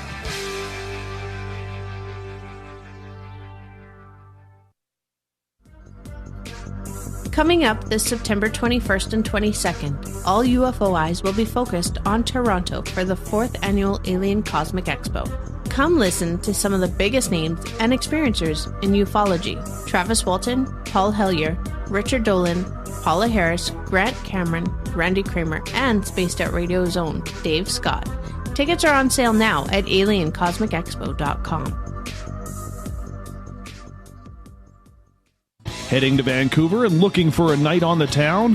The Moose Vancouver is the bar that never stops rocking until 2 a.m. every night. The Moose has great food with everything on the menu from $6.95 to $8.95. Fantastic, vibrant staff and rock and roll that will bring you back to when the music was real, the hair was long, and the guitars were rocking.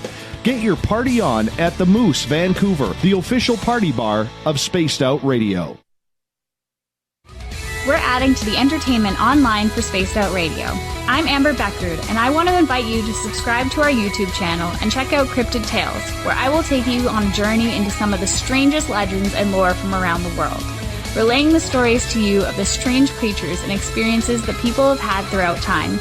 You can find Cryptid Tales at youtube.com/Spaced Out Radio. And while you're there, don't forget to check out our free archives and leave a comment. See you there. Hello, this is your guitar man, Ron Bumblefoot Thal, and I have to tell you, I love the response I get for Little Brother is Watching from Spaced Out Radio fans. It's amazing how music can inspire and make people think deeper about what's going on in the supernatural world. You can head over to my website, bumblefoot.com, to check out my music, my guitar workshops, my touring, even check out some of the hot sauces that I'm working on.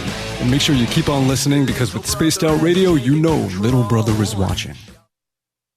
Every night on Spaced Out Radio, we have places for you to hang out. Hi, this is Carl. Join our SOR Space Travelers group on Facebook for live chat. On Twitter, using hashtag Spaced Out Radio. You can also join us in our Spreaker chat room. Check us out on Instagram at Dave Scott SOR. All of our archives are free on YouTube at Spaced Out Radio. By the way, I'll be watching you at your window until you do. Bye! Looking for the stories of the strange and weird that you will find hard to find anywhere else? Check out the SOR Newswire on our website. Our writers, led by Captain Shirk, are scouring the world for the oddest and most bizarre stories we can find. Everything from weird crime to suspenseful and paranormal. We're working hard for you to bring you the most intriguing news of your day. Check out the SOR Newswire at spacedoutradio.com today. Finish off your weekend and kick off your new week with me, Everett Thiemer, right here on Spaced Out Sundays. I'm going to bring you great guests, a little bit of snark, and plenty of information to think about. But don't worry, there's going to be plenty of woo as well. We are going to hit everything in the paranormal and supernatural, including the odd psychic Sundays. So tune us in on Sunday, 9:06 p.m. Pacific, 12:06 a.m. Eastern, right here at spacedoutradio.com. Looking for a place to advertise at a very reasonable cost? Look no further than Spaced Out Radio. SpacedOutRadio.com has an advertising tab that you can click to check out our daily, weekly, and monthly packages to play on the radio, or our website including social media. From commercial spots to banners, we have it all. Check out our competitive pricing today.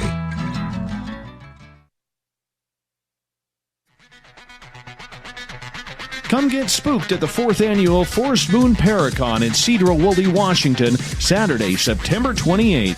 UFOs, ghosts, aliens, Bigfoot. Speakers include Mike Morin and Jason Jordan, R. Keith Andrews, and Dave Scott from Spaced Out Radio, and so much more. There will be workshops and a VIP roundtable. Get early bird tickets now at fmparacon.com. Move over, brother, and let me own Saturday night.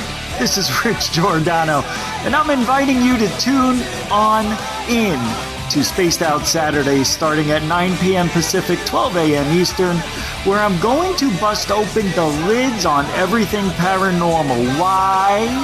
Because we want answers, and I'm the guy who's going to deliver those answers to you. Join the chat rooms, and we'll see you this Saturday. Just be there. No, really. Coming soon to our website, spacedoutradio.com, is the SOR Space Travelers Club. For just $5 a month, you can get into a private area on our site where you can hang with other listeners in our chat room, post in our forum, and check out a bunch of exclusive content and store that won't be found anywhere else, including a nightly after-show party with Dave. It's going to be the best $5 a month you're going to spend. The SOR Space Travelers, only at spacedoutradio.com.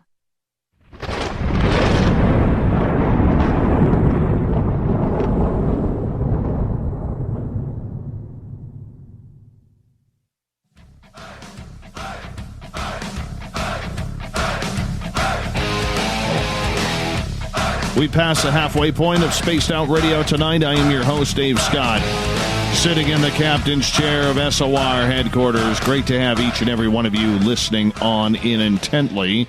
Reminder to all of you, if you've missed portions of this show or others, we got our free YouTube channel, youtube.com/Spaced Out Radio. Do me a favor, hit that subscribe button. Our website, spacedoutradio.com, where we got a plethora of features for you, including keeping up to date on the news with Captain Shirk's SOR Newswire, Rock Out to Bumblefoot, and soon more coming down the pipe. Tonight, it is a special edition of The Spiritual You with Geraldine Orozco, who actually did her hair for this show tonight, even though it's radio. Still impressive that she did. Geraldine joins us the first Tuesday of every month. She's with Bay Area Meditation in San Francisco, California. And tonight we are joined by a plethora of people from Extraordinary, The Seating, the launch today, and we got them. Nobody else does. We got them today for all of you to listen on in. So I want to introduce the rest of the panel that is here. We have the director, John Sumple. We have Robert Fullington, who is an experiencer in this. We have Sierra Neblina, who's an experiencer. Geraldine is an experiencer in this film, and Melinda Leslie as well. What a crew. What a fantastic crew. And right before the break, we were talking about whether or not the experiences have been very physical or more in a dreamlike state. And Sierra, I wanted to get you to answer that question as well, from the question that's coming from Catherine last half hour. Yeah, it's great, Dave. It was interesting because the very first kind of conscious memory I had was that experience I explained earlier in my early 20s, and it was physical in the beginning, but then it almost seemed like more like spiritual after that. But I think really what happened was I was just more heavily sedated, and I was physically removed from the environment. There would be no reason to sedate the people around me if that weren't the case. And so I have had more sort of interdimensional type astral projection type of interaction with beings, but these abductions, these experiences that I had with this particular thing was very physical, very physical. How about you, Robert? Oh, it's definitely physical. Yeah, I'd say it's the whole gambit. You know, I've had an experience where I came into consciousness, and I was inside the hand of a being, right? And I can see around its shoulder, and my physical body was sitting in this like chair, and the top of my head, the skull cap was removed, and they had my brain was exposed, and three beings were rubbing it, you know. And so having your consciousness pulled out of your body, you know, and being consciously aware of that happening to you. Yeah, so it's, yeah, I don't know how, that's like a double whammy there, spiritual and physical at the same time. Robert, I want to ask you, those three beings that you saw, I know they were grays, but were they the type of grays that kind of look like a hybrid between the character E.T. from the movie, but with the black gray eyes, the big gray eyes? I mean, kind of. These guys are like 3-4 feet tall. Yeah. They got like a more squarish head. They got lines on their, just striations on their face. Yeah, really wrinkly neck. Soft, just like really, really, really soft skin. Now I've heard that these are biomechanical in nature, and they're like an in-between for mantis beings to interact with third-dimensional beings. So the mantis consciousness would transfer into one of these little guys and interact with us on a more physical level. I guess it's harder for the mantis. Yeah. And I've had face-to-face, fully conscious interaction with a mantis being, and so before, just full awake, conscious contact. It's a pretty wild experience. John, I want to ask you, in regards to the way these stories have lined up for Extraordinary the Seating, when you are putting these together, obviously there's going to be some backlash in the public who says these are just a bunch of people looking for attention. This doesn't happen. This doesn't exist. Aliens don't exist. So where are you finding these people? They should be in some sort of reformatory. I'm sure you've heard every mainstream excuse towards this. What is your argument to people who do not believe that this is an actual phenomena? So my initial response is always, that's fine if you don't believe it, but you shouldn't challenge them based on what they've been through. So I also encourage people who have that point of view, because it's usually it's coming from a fear-based perspective, because it threatens a certain paradigm that they have a belief in. And I encourage them to sit across the table from somebody and have a conversation. Don't judge based on a 10, 15 second clip that you saw or an article that you read that really doesn't take you deep into anybody's story. This film is an hour and 45 minutes, but it doesn't begin to tell you the in-depth story of each of the individuals that are on tonight. Spend a day with each one of these people and tell me at the end of that 4 days that you haven't changed your mind. Because these are people who are upstanding individuals. These are people who would say that I led a normal life up until this happened to me. And for somebody who has not had the experience to judge based on what their belief paradigm tells them is or isn't right is not necessarily humane, one. And two, it's not very, for those who might be of a religious persuasion, not very compassionate, which is something that a lot of people should believe in if they're religious.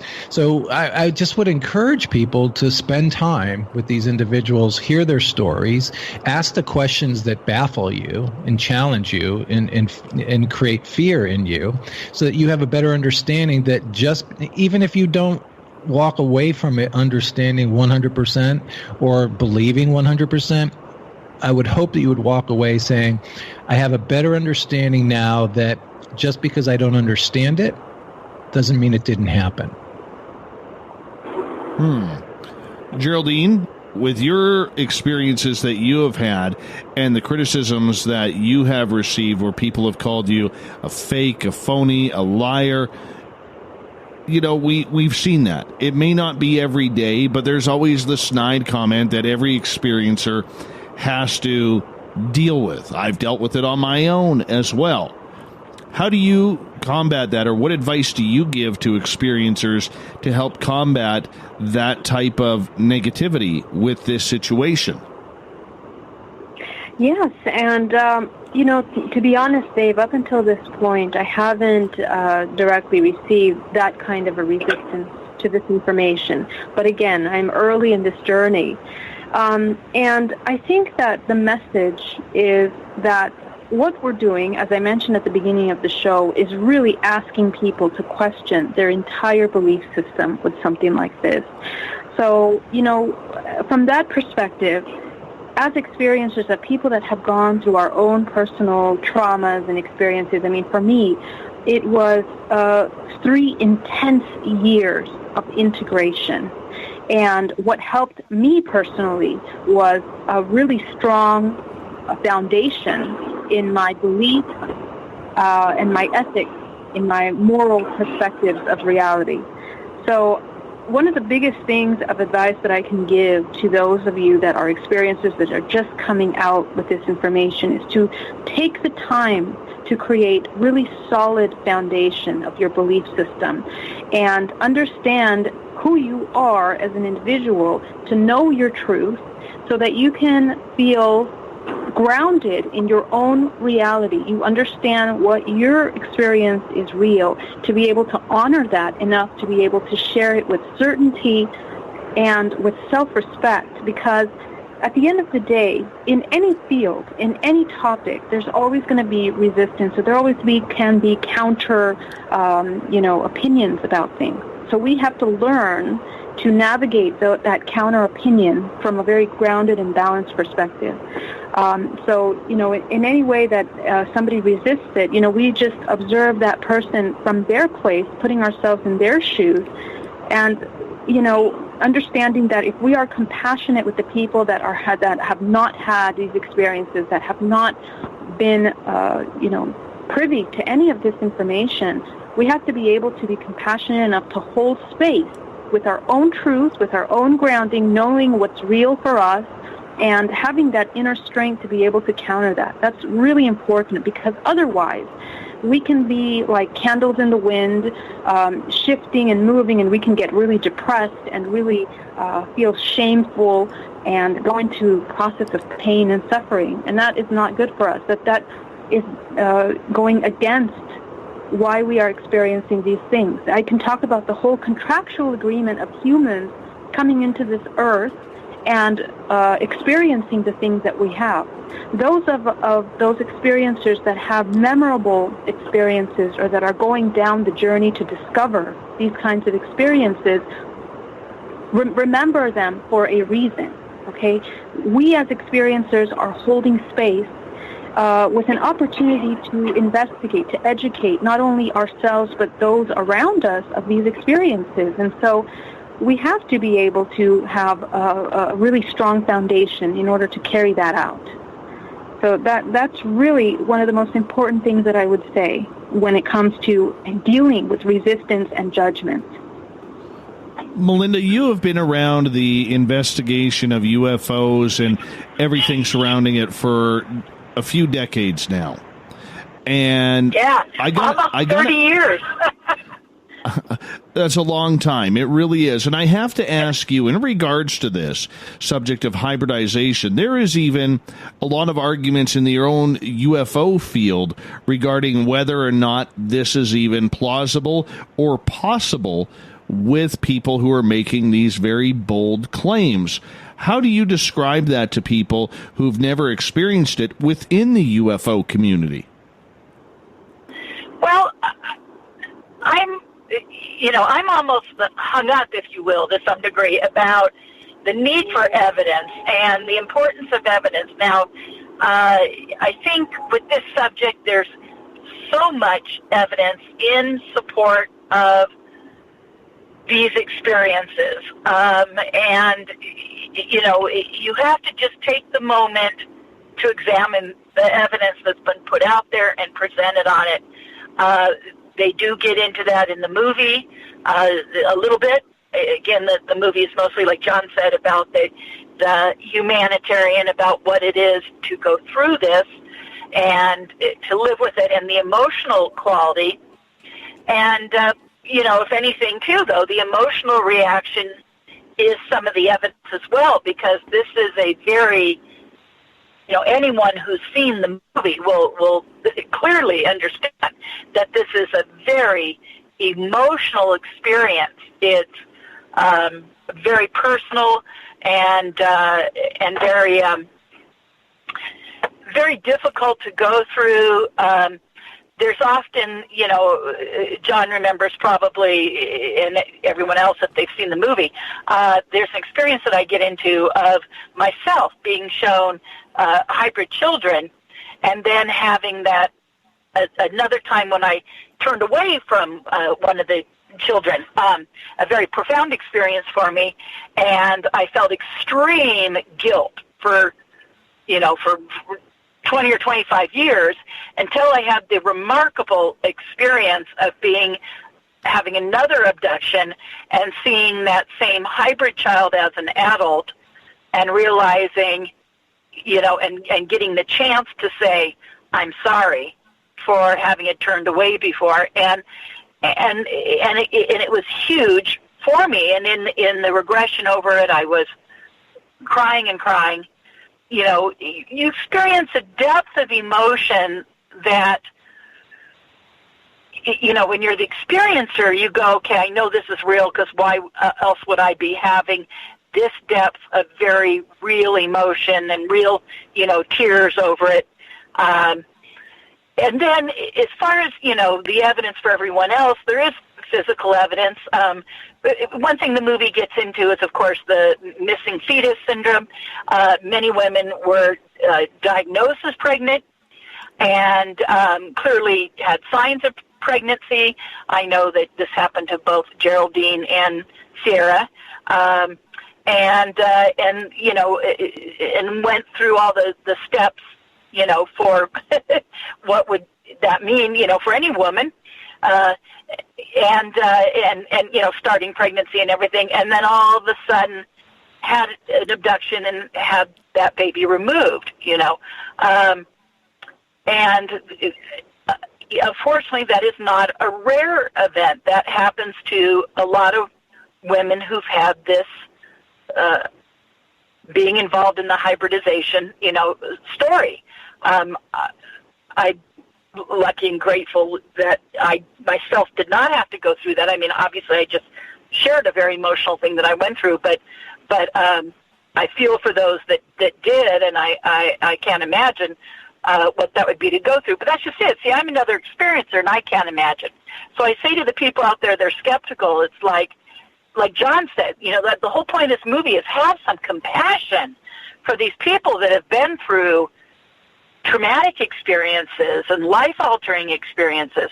But again, I think it's so important always to present the evidence in these fields, because there is the medical evidence. There is the medical evidence for sure, and many cases with the documentation to back that up. And then abductees who feel that they're giving birth and life to these hybrid children. And these children, that are on Earth now and participating in the abductee's family, and are so gifted, so bright, and it's like, come on, guys, there's a reason for that, and I think the fact that these hybrids being born, are obviously evidence. Now, we don't know how to look for ET DNA. We don't know what that is and how to find that. But at the point and at the time that that's determined, then you'll be able to actually test a child to see if there is, right now we just know there's junk DNA. We just know that there's a high percentage of junk DNA, those kinds of things. So, again, it's like when science catches up, this is absolutely very physical, very real. We just got to have science catch up to help then present the evidence for the fact that, all this is going on.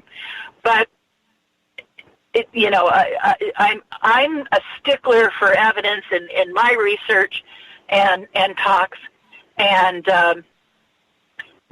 unfortunately, we kind of need to be, because if we are going to bring the rest of society along and educate people on this, they need to be presented with the evidence, because otherwise they're just hearing stories. And some of these stories do sound quite incredible, but when there's evidence to back up a story, witnesses, to the experience. to all different parts of the experience, to people being taken, being brought back, and other people taken with you on board. I mean, tremendous witness evidence cases, physical evidence, landing traces, effects on the environment, effects physically on the person, medical effects, and certainly with the hybrids, there's the whole medical thing, and eventually, hopefully, someday the genetic evidence as well. So, I tell people you just need to spend some time educating yourself on the documentation and the research that's out there. And like John said, spend some time with someone who's had this experience.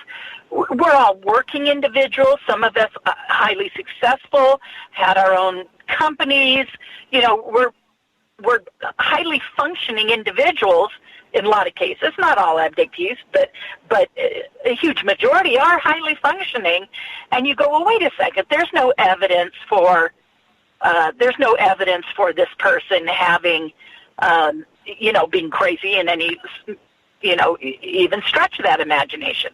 They've had some unusual experiences, but otherwise these would be people that if you put them through all the psychological testing, they'd come out not only very sane, but extremely highly functioning and highly intelligent, So, again, people are quick to rush to judgment without having their facts straight.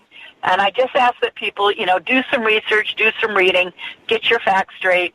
And I love what John said about spend some time with someone who's been through this so you can understand, or at least try to understand what they've been through on a personal level, before you rush to judgment. That's all. I'm sorry, going on and on. Robert, do you have any scars or marks on you that have become permanent? I don't have anything that's permanent. It pretty much heals up on me. I have had some odd marks. Let's say, how do I describe it? There's these ones that are pretty common. It's like a 3 bruises in the shape of a triangle, right? And but the bruises themselves be perfect circles, right? But the 3 bruises make a perfect triangle. In the center of the bruise is a puncture mark. So you'll have a little bit of blood at the center, like something, like a needle, like 3 needles in the shape of a triangle poked you kind of deal. And then right above that, it's like a little tiny scoop, kind of like a boomerang-shaped scoop mark, really small. And that was at the back of my calf. They're always kind of like, the marks will seem to be on pressure points for some reason. It's the pain of that. Ooh. But also, there's also like there's also a little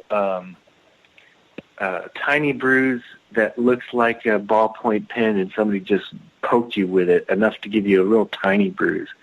And I see those like inside of the bicep a lot. Let's see. I have 2 implants under my tongue. One's like kind of like a grain of rice, and the other one's like a little BB. It's rests up under my jaw. So that's what's been there since I was really young, and I didn't know that it was implants till I got way older. My goodness. And I don't know if I'd ever want to have them removed because it's like what if they're there for us. I got you. I'm gonna get you to hold on right there with that, because we got another hour of extraordinary this seating on the Spiritual You with Geraldine Orozco and friends tonight. More Space Out Radio with Hour 3 coming up.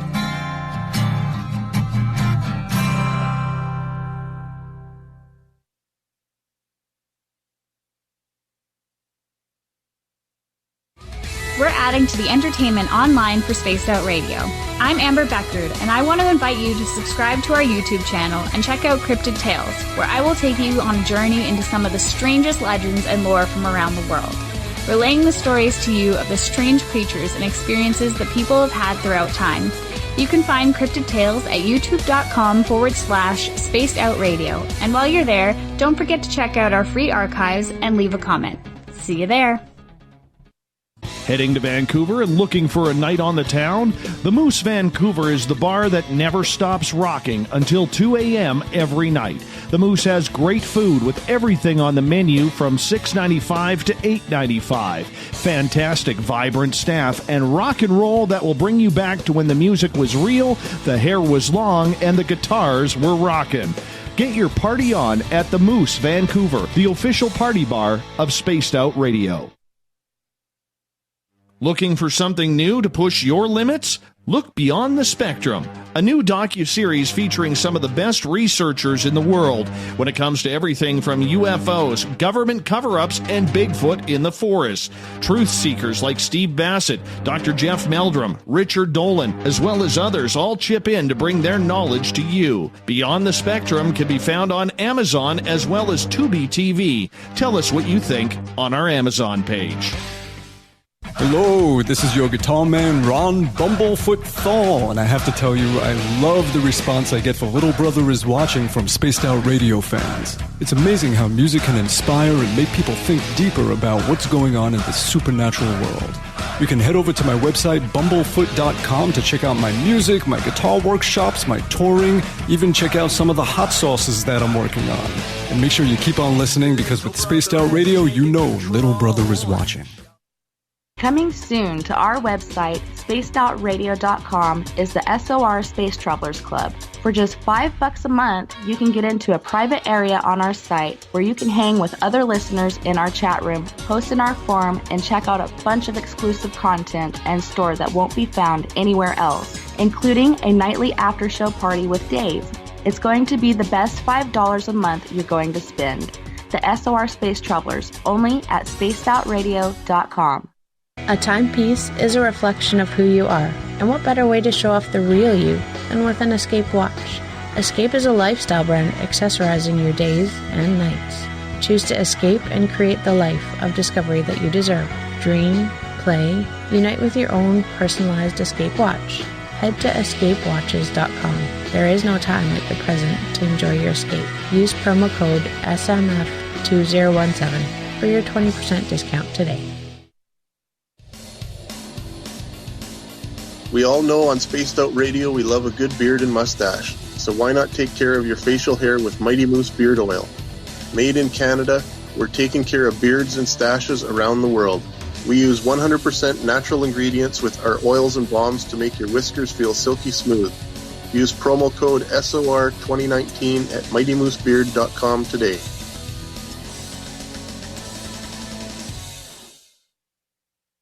Every night on Spaced Out Radio, we have places for you to hang out. Hi, this is Carl. Join our SOR Space Travelers group on Facebook for live chat. On Twitter, using hashtag Spaced Out Radio. You can also join us in our Spreaker chat room. Check us out on Instagram at Dave Scott SOR. All of our archives are free on YouTube at Spaced Out Radio. By the way, I'll be watching you at your window until you do. Bye! Come hang out with me, Little Richie G, as I take over the airwaves on Spaced Out Saturdays. This is Rich Giordano, and I'm going to bring you the most fun on the radio you can have with your clothes on. We're going to get to the heart of the subjects from UFOs to what's going on in the paranormal and everything in between. So come join me at spacedoutradio.com, starting at 9 p.m. Pacific, midnight Eastern, for the fastest 3 hours of your week. A little bit of science, a little bit of skepticism. Add a dash of snark and you have the makings of Spaced Out Sundays with me, Everett Thiemer. Together we will look into the reality of the paranormal with an open eye and rational thought. Oh, did I mention there'll be plenty of woo as well? Your time spent with Spaced Out Sundays will make the night even better. The chat rooms are open, 9:06 p.m. Pacific, 12:06 a.m. Eastern, right here at spacedoutradio.com. Visit purpleplates.com today For over 40 years, the Purple Energy Plates have been delivering amazing results for their many customers. Inspired by the great genius Nikola Tesla, the harmony, healing, and energetic effects of the plates have proven over and over to be beneficial and often miraculous to thousands of customers. Check their site for daily specials and choose from their many energy products. You won't be sorry. Visit them today at purpleplates.com. Canada's largest UFO conference is ready to roll in Toronto this September 21st and 22nd at the Alien Cosmic Expo. This year is about the experience. Listen to the stories of Dave Scott, Travis Walton, Paula Harris, Grant Cameron, Ryan Stacey, Richard Dolan, Leslie Mitchell-Clark, and more. Get your tickets now at aliencosmicexpo.com.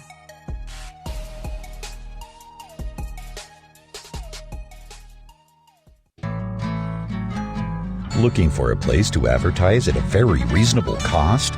Look no further than Spaced Out Radio. SpacedOutRadio.com has an advertising tab that you can click to check out our daily, weekly, and monthly packages to play on the radio, or our website including social media. From commercial spots to banners, we have it all. Check out our competitive pricing today.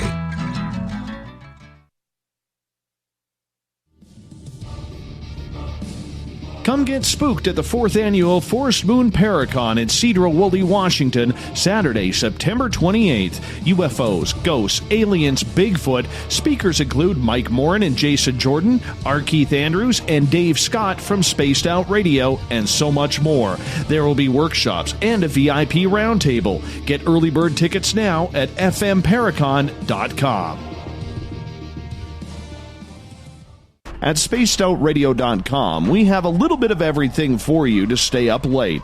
So while you're there, check out our SOR Newswire, where our team brings you stories of the weird and strange to the WTF from around the globe. News on Bigfoot, UFOs, paranormal, Darwinian-type crime tales. It's the stories that the mainstream media usually won't touch. Well, we got them all on the SOR Newswire, only at spacedoutradio.com. Would you like to connect with us? Head to spacedoutradio.com for all your latest show info. Now, back to Dave Scott and SOR.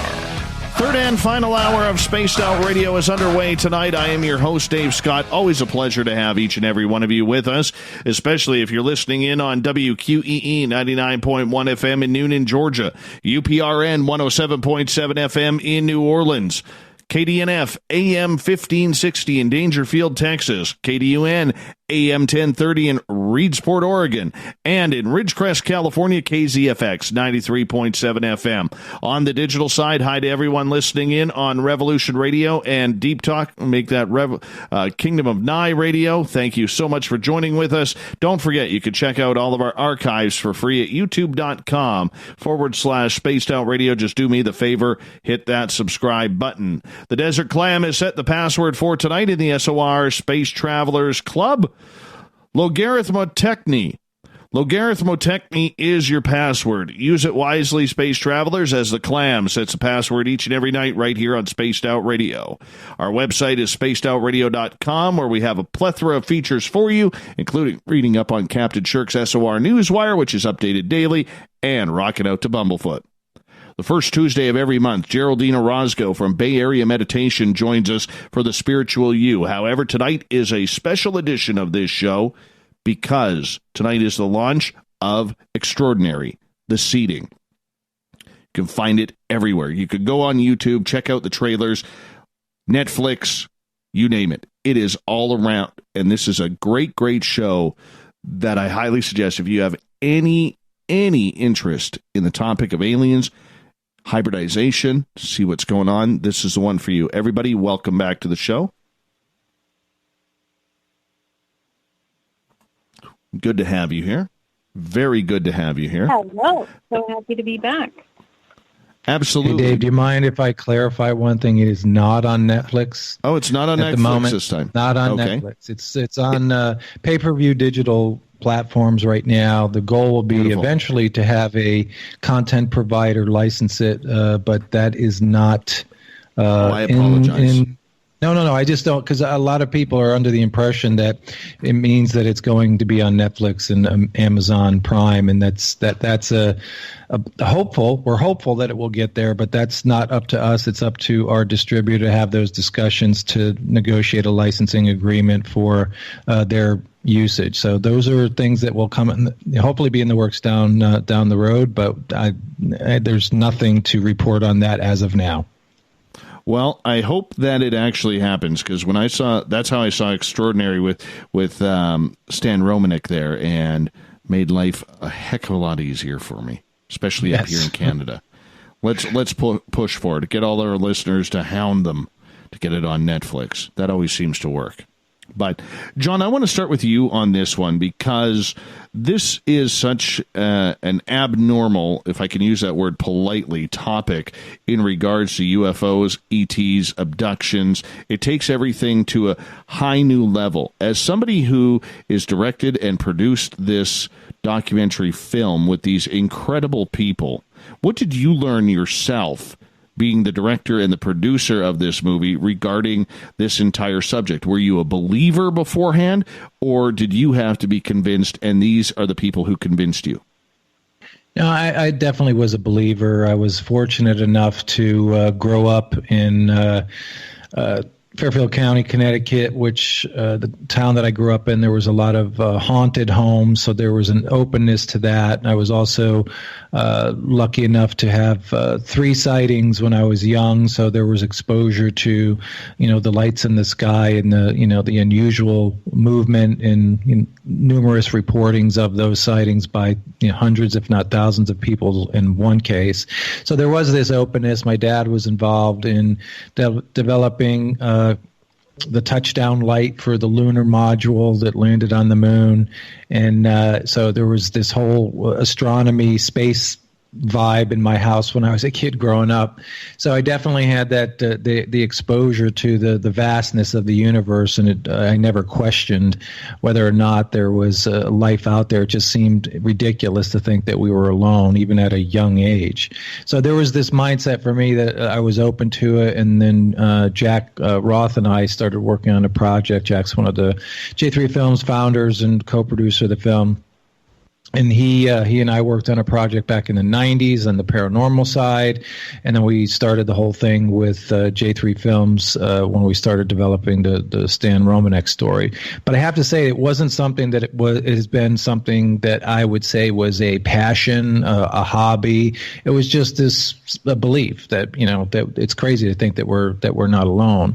But I would say that when we got involved with the Stan Romanek film, that my mindset was, well, this is going to open a door for me to do other films, not just something in the world of ufology. That wasn't my, I wasn't going to make a living making films in the ufology niche. But I have to say that after the first film was done, my initial response was like, okay, I got my foot in the door. Really don't want to do another one in this genre. But we did have an opportunity, based on how well the first one did, unexpectedly well, that they encouraged us to repeat another story and asked us to come up with ideas for it. We pitched the ideas, and that's why we're sitting here today. But during the journey of making this film, what I realized was that the message is what resonates with me is the message about humanity more so than the phenomena, because there's plenty of other. I mentioned earlier, there's other shows, there's other films, there's other TV series that focus on the evidence, on the history, on the things that a lot of people are looking for, the tangible things. And I just feel that the people who have been through this with the suffering is probably a harsh word, but there is a lot of anguish that goes with this. And I just felt that it was important to make sure that the masses were aware of the impact that something like this has. So I did go through a transformational process during this, during the interviews, when we were screening people, of realizing how impactful the emotional side of it was, then doing the interviews with the individuals, spending entire days with some people and hours with others. And the interview with Melinda was the one that really kind of sealed the deal for me that, yeah, this was about I felt good by the time I was done with the interviews that day in Los Angeles that this is important work, and it's important to help create awareness about something that's happened to people that not everybody understands, but they just need to understand that that's okay. You don't need to understand it to feel compassionate, to show empathy. So it was a transformational process for me over the course of the several months working on the film to realize that as a storyteller, it wasn't just about the fantastic phenomena of lights in the sky. It was about the quiet moments the individuals go through and how they deal with it. Sierra, I want to ask you in regards to this, how much convincing did you need to do this film, considering, these are pretty, passionate stories that are very, what's the word I'm looking for? Intimate is the word I'm looking for. Intimate towards what has happened to you, as well as to other people. Did you need a lot of convincing to come out publicly like this, or did you feel it was just time? Actually, I'll be really straight with you. I wouldn't have done it if it wasn't for Jack and John. I met them in 2009 at the Denver Paranormal Research Forum that our good buddy Rick Nelson runs, and we had multiple conversations. I was still having a lot of high strangeness going on in my life, still hadn't really gotten integrated very well or gotten a real good grasp on what it was all about. And just through their support and constant contact, we've had many conversations, and it took some years, and I waited. I was approached multiple times, and I turned them all down.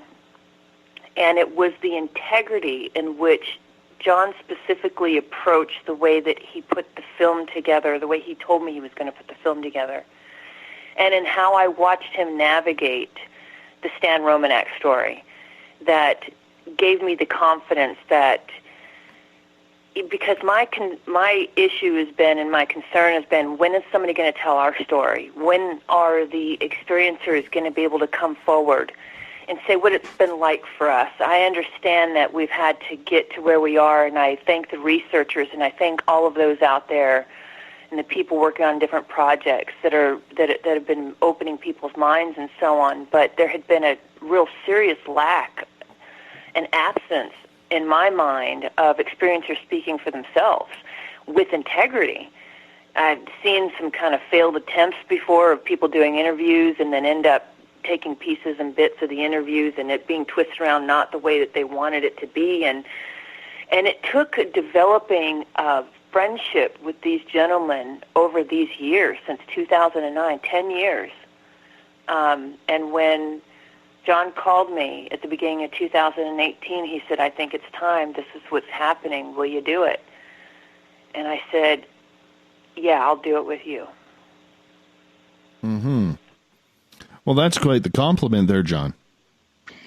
Yeah, and I think that Jack and I have a lot of pride in how we approach this. We're not looking for transactional stories. We're looking for meaningful connections. And if we have meaningful connections, then we can portray those meaningful connections in the stories that we share in an hour and 45 minutes, which is not a lot of time to pull people into something as powerful as what these people have gone through. So that's the biggest challenge for us: is how do you jam-pack profound stories into such a short amount of time? But the reality is that there's a lot of time invested in this, and with everybody that's on the phone, there were long conversations before there was a interaction. We were fortunate enough to meet Sierra years ago, and Jack and I always tell this story, is that we went to that event as part of something that Stan had invited us to while we were visiting with him. And we were introduced to Sierra before the event, and then we wound up speaking with her during a break. I think it was like a 3-hour meeting, and there was a 15, 20-minute break in the middle. And we never went back inside. We stayed outside and talked with her for, I think, the last hour and a half of the event. And we were kind of like mesmerized. And it was funny because, Stan was looking for us and didn't realize that we were outside. And he was kind of like, "Aren't you here for my story? What are you doing talking to her?" But we were fascinated by her story. And one of the things that I found encouraging about Sierra's story is that every time I heard her tell it, and I heard her tell it on numerous occasions, it never changed. It was the same story every time. So to me, that's a strong indication that someone's speaking their truth, because they're not wandering all over the place and the story doesn't change here or there. It's this is what happened to me and I'm reporting it. Mm-hmm. So we do, and with everybody that's on this call, we spent a lot of time on the phone. I mean, I had probably 3 2-hour conversations with Rob. Geraldine, we had 2 or 3 with her for quite a long time, and believe it or not, Geraldine was very quiet and a little nervous and somewhat shy on our first phone call. It was almost 2 years ago, but it was, one of those things. Now I look at her and I joke around with her. I said, like, you're the rock star now. When we first started talking to her, she was just, really getting on her feet with what she was going through and kind of owning it and ready to kind of take those next steps. Yes, Geraldine and I have talked many a times about that. And Geraldine, I'm going to bring you back in here in a second, but I want to ask Sierra one more quick question here. Sierra, being a former member of the United States military and a war veteran that you are, and thank you so much for serving. We really appreciate that, even on this side of the border. I want to ask you, in regards to your experiences that have taken more of a governmental turn, do you feel ripped off? Do you feel let down by the government and the country that you fought for to now have to go through all of this? Absolutely. I've had severe physical effects on my physical body. I've lost my reproductive organs. I've been through multiple surgeries. I lost my gallbladder, my appendix, and a lot of different things that drove me towards more alternative healings and drives what I do now. But I'm having some very serious repercussions on my physicality. I'm going in for heart surgery this week. And it's hard because I gave so much, not only what I gave in the military, but then I also gave my reproductive organs. They went in and they said they'd never seen anything like it, that I had everything. Written in medical journals, endometriosis that ran all from my abdomen. I had 2 cystic fibroids in the walls of my uterus. I had cysts that would grow and burst monthly on both of my ovaries, putting my life at risk. Severe, severe pain in which I could not actually participate in a regular job. If it wasn't for my strength and handiness in construction, it's how I got along for so many years. And now here I am in my late 40s, and I'm having a hard time with my physicality, unable to hold down a regular job all these years with no compensation, and now there is this seriousness now. And so I'm very upset with them. And not only have they been running me around about the Desert Storm Center, but all this other stuff too. So, yes, I'm very disappointed with them. Angry. Mm-hmm. Have you heard that from other fellow military members who have gone on to experience the same processes that you have, Sierra? Yes, very much so.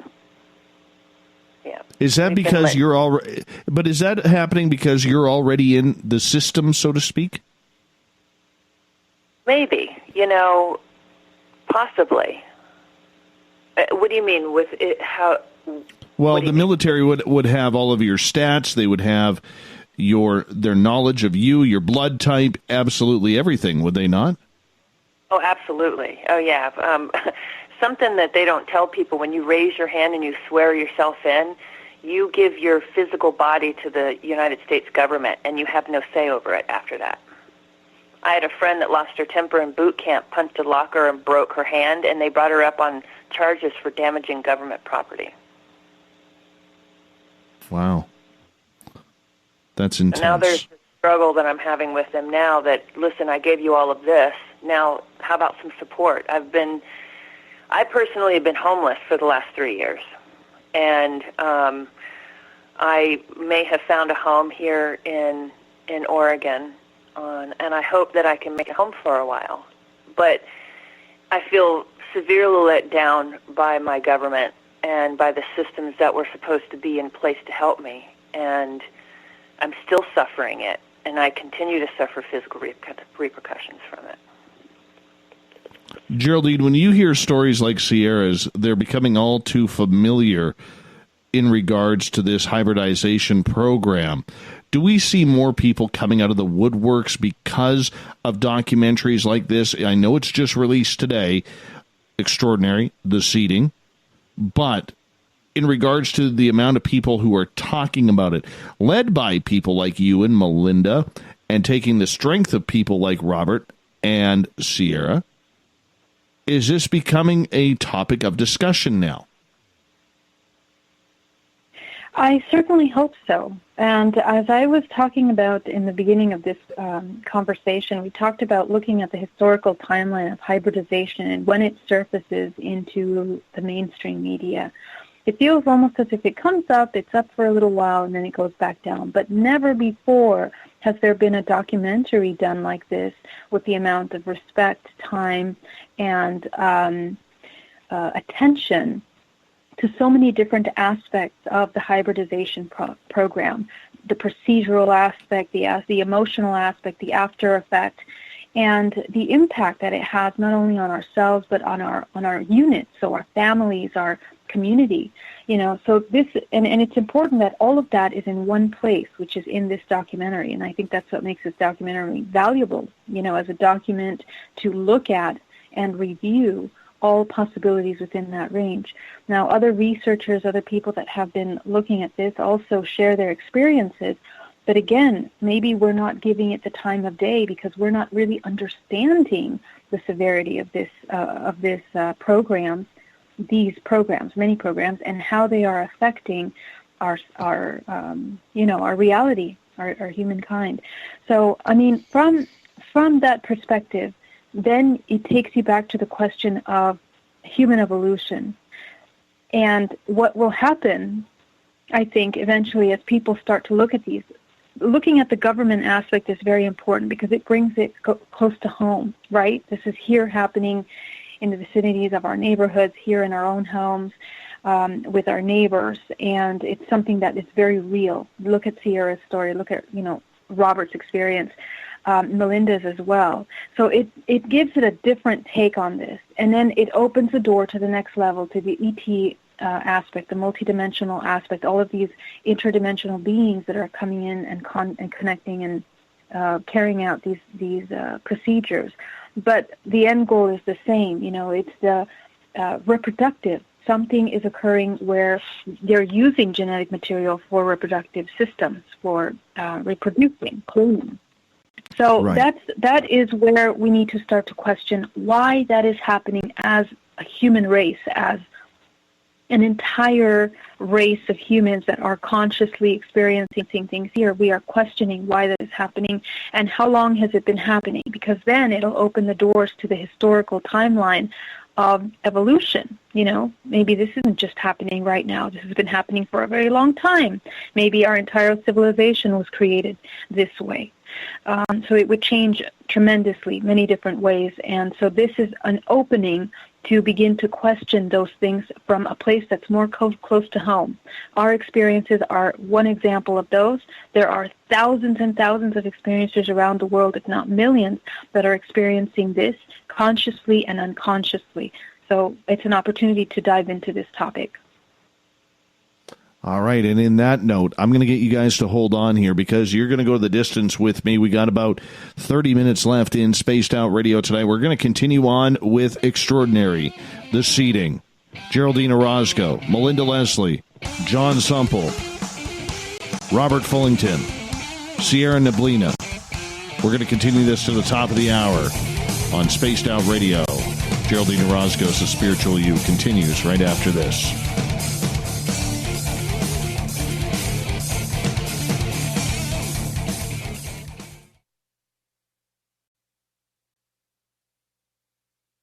At spacedoutradio.com, we have a little bit of everything for you to stay up late.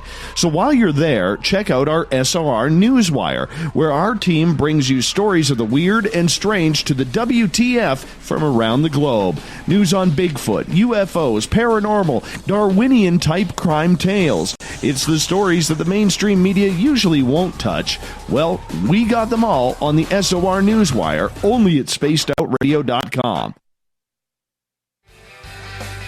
From the heartlands of Canada to beards around the world, we know how to take care of you. Fill your follicles with the Mighty Moose Beard Oil. All our oils and balms are handmade and 100% natural ingredients because we care about your beard. And hey, use the promo code SOR2019 and get your Mighty Moose Beard Oil today. You can check us out on our website, mightymoosebeard.com.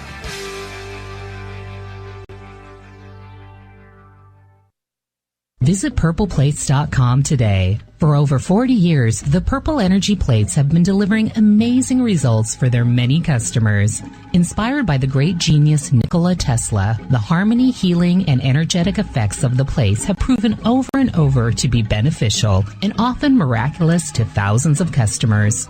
Check their site for daily specials and choose from their many energy products. You won't be sorry. Visit them today at purpleplates.com.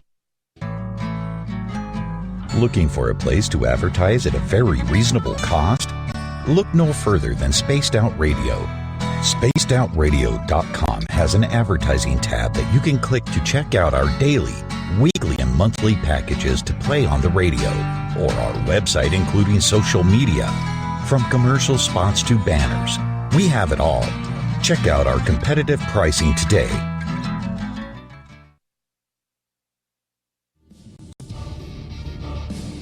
Come get spooked at the 4th Annual Forest Moon Paracon in Cedar-Woolley, Washington, Saturday, September 28th. UFOs, ghosts, aliens, Bigfoot. Speakers include Mike Morin and Jason Jordan, R. Keith Andrews, and Dave Scott from Spaced Out Radio, and so much more. There will be workshops and a VIP roundtable. Get early bird tickets now at fmparacon.com.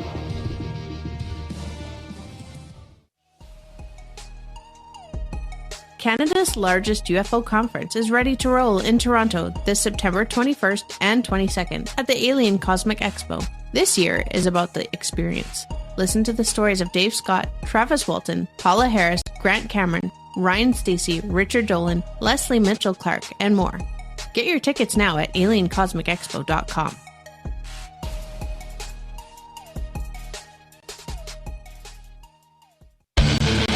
Call of the Wild is in Vancouver. The Moose Vancouver is one of the hottest bars and restaurants in the city. Open until 2 a.m. nightly, the Moose will rock you like a hurricane all night long.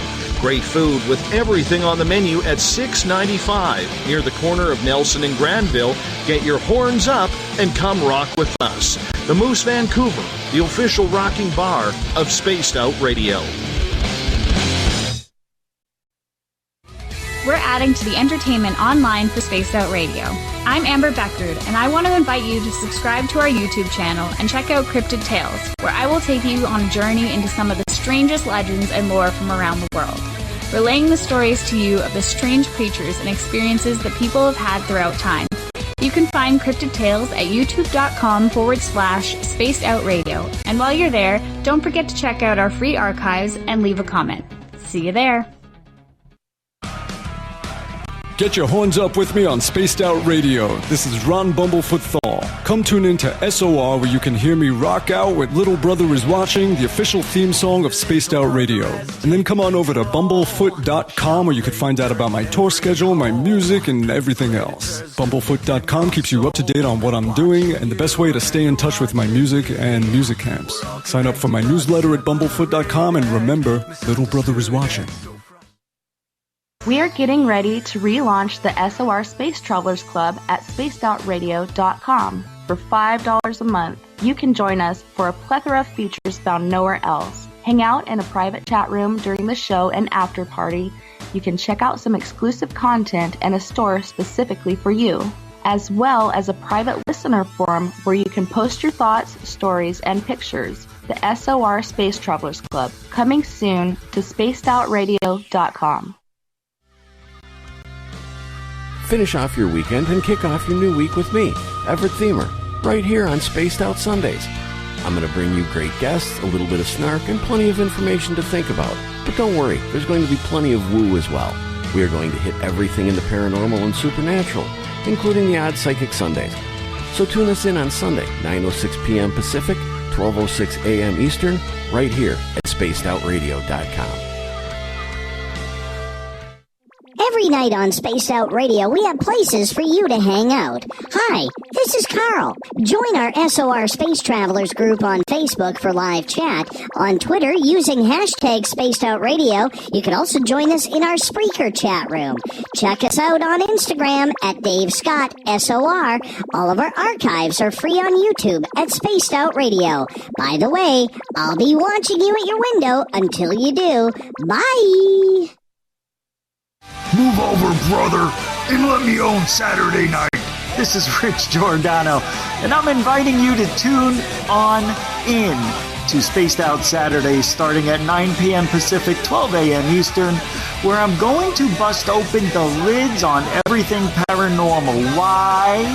Because we want answers, and I'm the guy who's going to deliver those answers to you. Join the chat rooms, and we'll see you this Saturday. Just be there. No, really.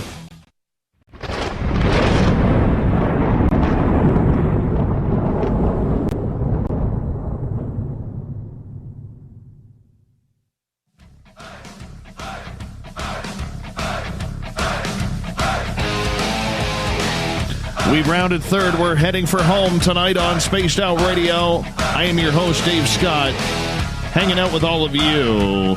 Reminder, if you've missed most of this show or others, you can always go back to our free archives at youtube.com/Spaced Out Radio. Just do me the favor, hit that subscribe button. Our website is spacedoutradio.com, where we have a plethora of features for you. Rock out to Bumblefoot, fill out a Sightlines report if you've had an interesting encounter, or read up on Captain Shirk's SOR Newswire. Much more coming soon. Now, we're going to continue on with Extraordinary, The Seeding, on Geraldine Orozco's The Spiritual You, which happens the first Tuesday of every month here on this show. And we want to say hi to everyone on the panel. We have John Sumple, who is the producer and the director of The Seeding. Sierra Neblina, experiencer. Melinda Leslie, experiencer. Robert Fullington, experiencer. And Geraldine Orozco herself, who has a nice pair of shoes on as well tonight. Everyone, welcome back. Thank you so much for joining us. Thank you. Now, Melinda, you wanted to kick on in here because you wanted to give the points as to why you think this is all going on and this movie is very important. Well, what I wanted to bring up was a while back driving, I got in a hilly area and I cut out for a while, probably about an hour ago, and you went to other people, but you had asked me, how does the hybridization program play into the MILAP? And so I was going to address that specifically. And I was trying to say that there were 4 areas of interest that the covert humans have in abductees in the MILAP. And they interrogate them and they do follow-up procedures based upon their extraterrestrial experiences. And one of those is the technology. So all the various aspects of the technology is one thing they're interested in with the abductees. What have we been shown, taught? Have we operated ET technology? Do we know about the propulsion system and navigation system? And do we know alien language, alien alphabet, math, formulas, that kind of stuff? And then again, all about extraterrestrial technology. So that's one thing that the covert humans are interested in the abductees for, is what do they know about it? Are they able to operate it? That kind of stuff. Then the other is, so that's one category. Another category is agenda and motives. Why are the ETs doing this? Agenda and motives.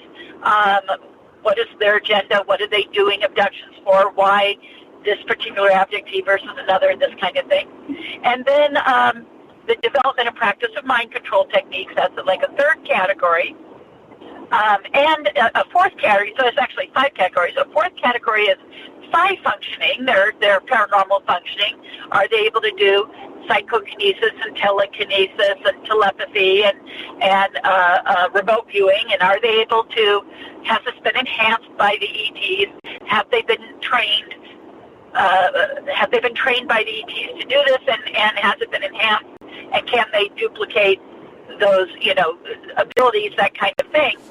And then the fifth category then that comes up consistently is the hybridization, which is properly, I think, defined as the genetic and DNA interest by the abductees. Abductions run in families. That's well known in abduction research. It goes back in families. You're an abductee. You learn to happen to your parents and grandparents, and then you're an abductee. You have kids. It happens to your kids. You have grandkids. It happens to them. There are many, many cases being investigated now where it's well understood to go back 4 generations. So, which seems to be about. And the hybrids is about the genetics and introducing those genetics. I think it was Sierra earlier who I agreed with completely. I think she described something about preparing us for to be part of that galactic family and to advance the human race. I agree with that completely. I think that she touched on that. And so the MILABs are interested in the abductees. Are they, like Rob was just saying, are we a hybrid? That's one thing, though, they're very interested in. Have we been manipulated? Have we been affected? Do we have ET DNA? And so the whole genetic DNA hybridization component is one of the reasons that there is a covert human interest in the abductees. That is a big part of their interest as well.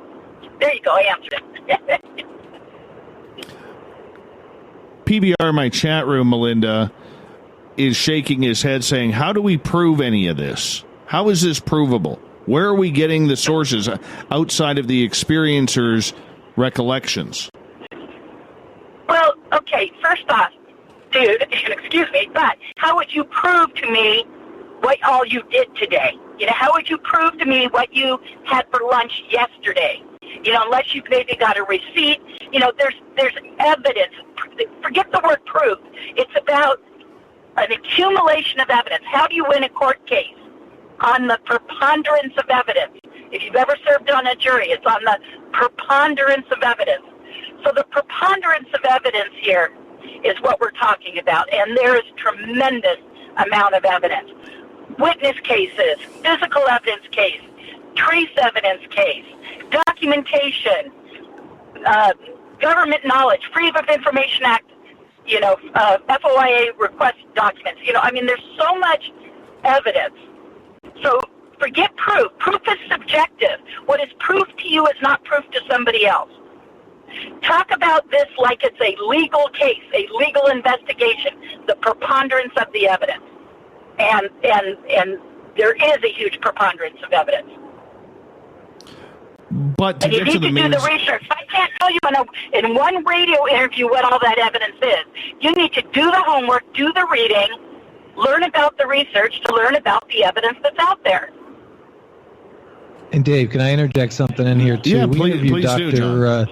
Dr. David Jacobs for the third film that we're working on now, and I had this conversation with him specific to the request of more scientific minds or people who need that tangible evidence to feel like there's a breakthrough, and he got pretty upset, and he said to me, I'm sick and tired of hearing these people say that they need, evidence. He said, the 3,000 tapes that I have upstairs in my library of all the different regressions that I've done are proof. Bud Hopkins tapes and transcriptions are proof. Anybody who's ever conducted a regression has documented someone's journey, and there's a lot of corroborative evidence based on what has been shared. He said, that's a lot of proof.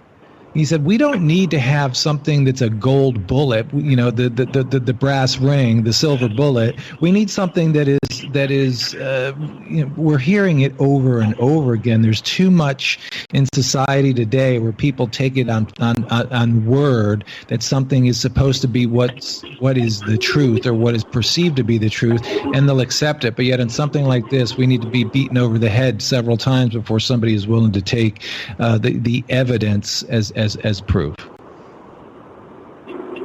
Geraldine, what's your thoughts on that?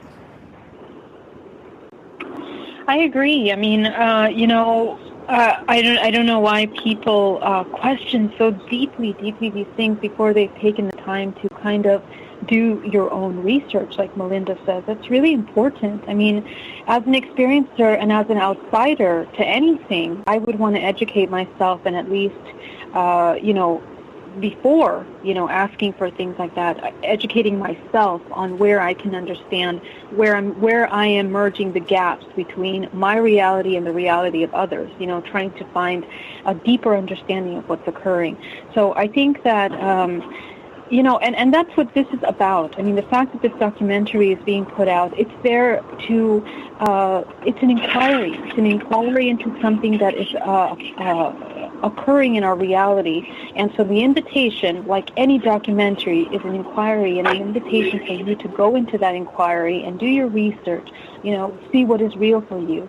So that's the part where our human race has to not be lazy, in a sense, and, take the time to do that work. That's how we become educated. That's how evolution works. That's how growth works. We educate ourselves by taking the time to answer those things for ourselves. And in anything, the only way we can really understand what's true is through our own personal experience. So that's also really important. Ourselves as experiencers, we can only speak from our personal experience, from what we have learned, from our personal research. All of us here, we don't speak from things that we've seen in movies or things that we've seen, read in books. I mean, all of these things that I speak of are purely my own personal experiences and what I have learned in my journey. So that should be an invitation to everyone else listening to do the same for themselves. But do you feel, and you know what, I'm going to play devil's advocate here for a second here, and anybody can jump in on this, so please feel free. But somebody like my listener PBR in the chat room here is listening to this. He wants to believe. He wants to accept. That's why he listens to this type of programming. But for many people out there in the mainstream, the stories are just so hard to understand because they can't fathom little gray dudes running around, let alone somebody getting impregnated or having sperm taken out of their testicles and having that used to create hybrid children. That's just a whole new level of woo that many people, Geraldine, or anybody on the panel, are not willing to accept yet. And frankly, I can understand that, and I'm sure you guys can too. Sure. This is Melinda. Can you guys hear me? Yes. Sure I didn't have it on mute. Okay, great. Okay. I hate the word belief. It really bothers me in this subject because I tell people, like when I have my UFO sign tours at night, it's not about belief. It's like standing by the freeway watching cars drive by. This is we're talking about people going through a medical experience, a psychological experience, I don't like the word belief in this. It's not about belief. It's like believing, are there polar bears? Are there Lexus automobiles? Are there school buses? Are there volcanoes? It's like it either is or it isn't. So let's talk about the evidence. It's not about belief. It's not a belief thing. So when someone says, oh, I want to believe, no, don't believe. Please don't believe. Do the research, get the evidence, have the facts, have it be based upon real evidence, real facts, not just a belief. A belief is like, oh, I'm okay with that. I don't need any evidence or facts. Well, excuse me, no. You do need the facts. Get out there, do the work. Don't sit back and just follow the internet, follow television, because that's not where you're going to get the facts. Yes, watch this movie to open up your mind, but then go out and do the research. Get the facts straight, And so when people say, oh, I want to believe, I want to accept. No, don't accept. Do me a favor. Don't accept it. Don't believe it. Get the research, get the evidence, and demand that people present that to you. Okay? Because this is a real experience. When you go to school, do teachers just say, oh, just believe this? Well, yes, unfortunately, on some subject matters they do. They do say just believe this. But the truth is it should be, here's the evidence, here's the history, here's the documentation, and that kind of thing. But witness testimony has always been evidence as well. And that's what this is. Besides all those physical pieces of evidence, this is also about witness testimony, which does hold up in a court of law, and therefore you should only have those exact same standards towards these subjects that you would for instance, a criminal case. So again, I hate we don't believe the guy's guilty or evidence. Like in a murder trial or something. You don't believe he's guilty. You don't believe he's innocent. You either have the evidence that he's guilty or you have the evidence that he's innocent. So again, those words, you can tell they push a button with me. I think we need to get away from using that language, and it needs to be, talked about in a physical way. Needs to be talked about in an evidence way. Anyways, I always feel like I start preaching. Actually, this is Sierra. I'd like to speak to this a little bit if I can. Absolutely, Sierra. I was raised very conservatively. And although I sort of came in without a filter, what I mean by that is I had a lot of sight, and that's probably why I was snagged at 5 by the MK Ultra program. But that's another story for another time. But I got molded just like everybody else.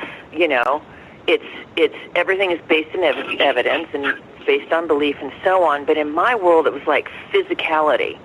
I was an extreme athlete, an Olympian. I played basketball. It was my whole everything for a long time. And then I went from that into the military, where they trained me. Everything is action. It's based on evidence. It's based on your physical surrounding. I had a lot of training on observation. I had a lot of training on thinking outside the box and so on. And so, or thinking inside of this predetermined box and so on is what I mean. There's a lot of prepackaged things that I've kind of, took to heart and let me tell you, I get it, even the people that want to believe who haven't yet had an experience. But let me tell you, it's coming, folks. I mean, all we need is just a little bit more time. And it's coming. There's just too much happening out there. I believe that open contact is coming in our lifetime very soon. And so, but my point, let me get back to my point. It's sort of like a paradigm. It's sort of like if we have to let go of this? Does it mean I have to let go of this idea, and this idea? Does it mean everything falls apart? No, it doesn't mean that everything falls apart. It drove me so much that I created a radio program, and it still can be listened to in the archives on Galactic Q Radio. It is Blog Talk Radio online, but it's Galactic Q Radio Network. And it drove me so much, just this experience that I had, that made me ask so many questions about who I am, not only who I am and where I fit in the universe, and what is that universe? Is it all a lie? And it's sort of like, it doesn't mean that if one thing changes in your paradigm that everything else is faltered, everything else falls apart. Not at all. I had to reconcile at some point my spiritual belief in what is God and how does that fit inside of it all. And I dug and dug and dug. Like, I was raised Southern Baptist. I was raised very conservatively. But I, in my own heart, even rebelled against that and went out into theology and became an Episcopalian minister because I was so driven to find the answers. I didn't find it in theology. I didn't find everything that I know to be true. And so these experiences have happened, and I had to go look. I had to dig. I had to let go of, in some aspect, and let there be an opportunity for, sort of like I could imagine people in the Wild West are coming in new frontiers, literally new frontiers. This is all new frontiers to us. And what do? Do we meet this with this new object with complete ignorance, or do we set aside our preconceived ideas and allow ourselves to be entertained something new? Let ourselves be shown something other than what we've known before. And I think maybe just staying open to those possibilities and continue to do what all of these beautiful people have suggested up to this point. But it takes a conscious effort to do that because it's uncomfortable to do that. We want to stay comfortable. We want to stay on our preconceived ideas because it's safe. This isn't safe. Absolutely, and I can understand that. I do have to start wrapping this up, and Geraldine Orozco, I'm going to give you the final word because you and I will talk again on Tuesday, October 1st, which I'm very excited about because I'm curious to see how the reaction to all of this is going to be. But in the end, in about 30 seconds here, Geraldine, what's the most important message people who need to view this video can learn from? What is that message? I think Sierra basically wrapped that up very beautifully, and it is that exact, going outside of our comfort zones, and that is really what we're doing here. We're going outside of our comfort zones, and all of the people that were here on this show today are people that have contributed to this documentary in such a great way, and it was an honor to be a part of it. And I just want to bring John in really back for just a moment, and thank you so much for all the work that you've done, John. And we are really excited to, to share this film with the world, and I cannot wait to see how the world responds. So thank you so much for being here, and everybody that was on the show today, thank you so much. The importance is that we are opening our mind, expanding our mind to the possibilities, and having compassion, not only for ourselves, but for those experiencers like everyone here that have experienced something outside the norm. That's the invitation here. So thank you so much. John, do you want to add anything else, or would you like to share anything about the documentary? The only thing I would want to add is if anybody has any questions and they want to find out a little bit more about the film, to go to the film's website, extraordinarytheseeding.com. And one of the things that's in the closing credits that we promised that we would do was put together a resource page. And that is available on j3films.com/support. So that support page, I hope, will grow. There's information on there now with respect to the people who are in the film that have books and websites and information and healing opportunities, and there's other resources to organizations and individuals who can actually help experiencers through regression and healing therapies. John, I got to cut you off right there because we got to say goodbye in about 20 seconds. I want to say thank you to this panel tonight for extraordinary, the seating. And always remember, my friends, together we own the night. Mr. Bumblefoot, take us home.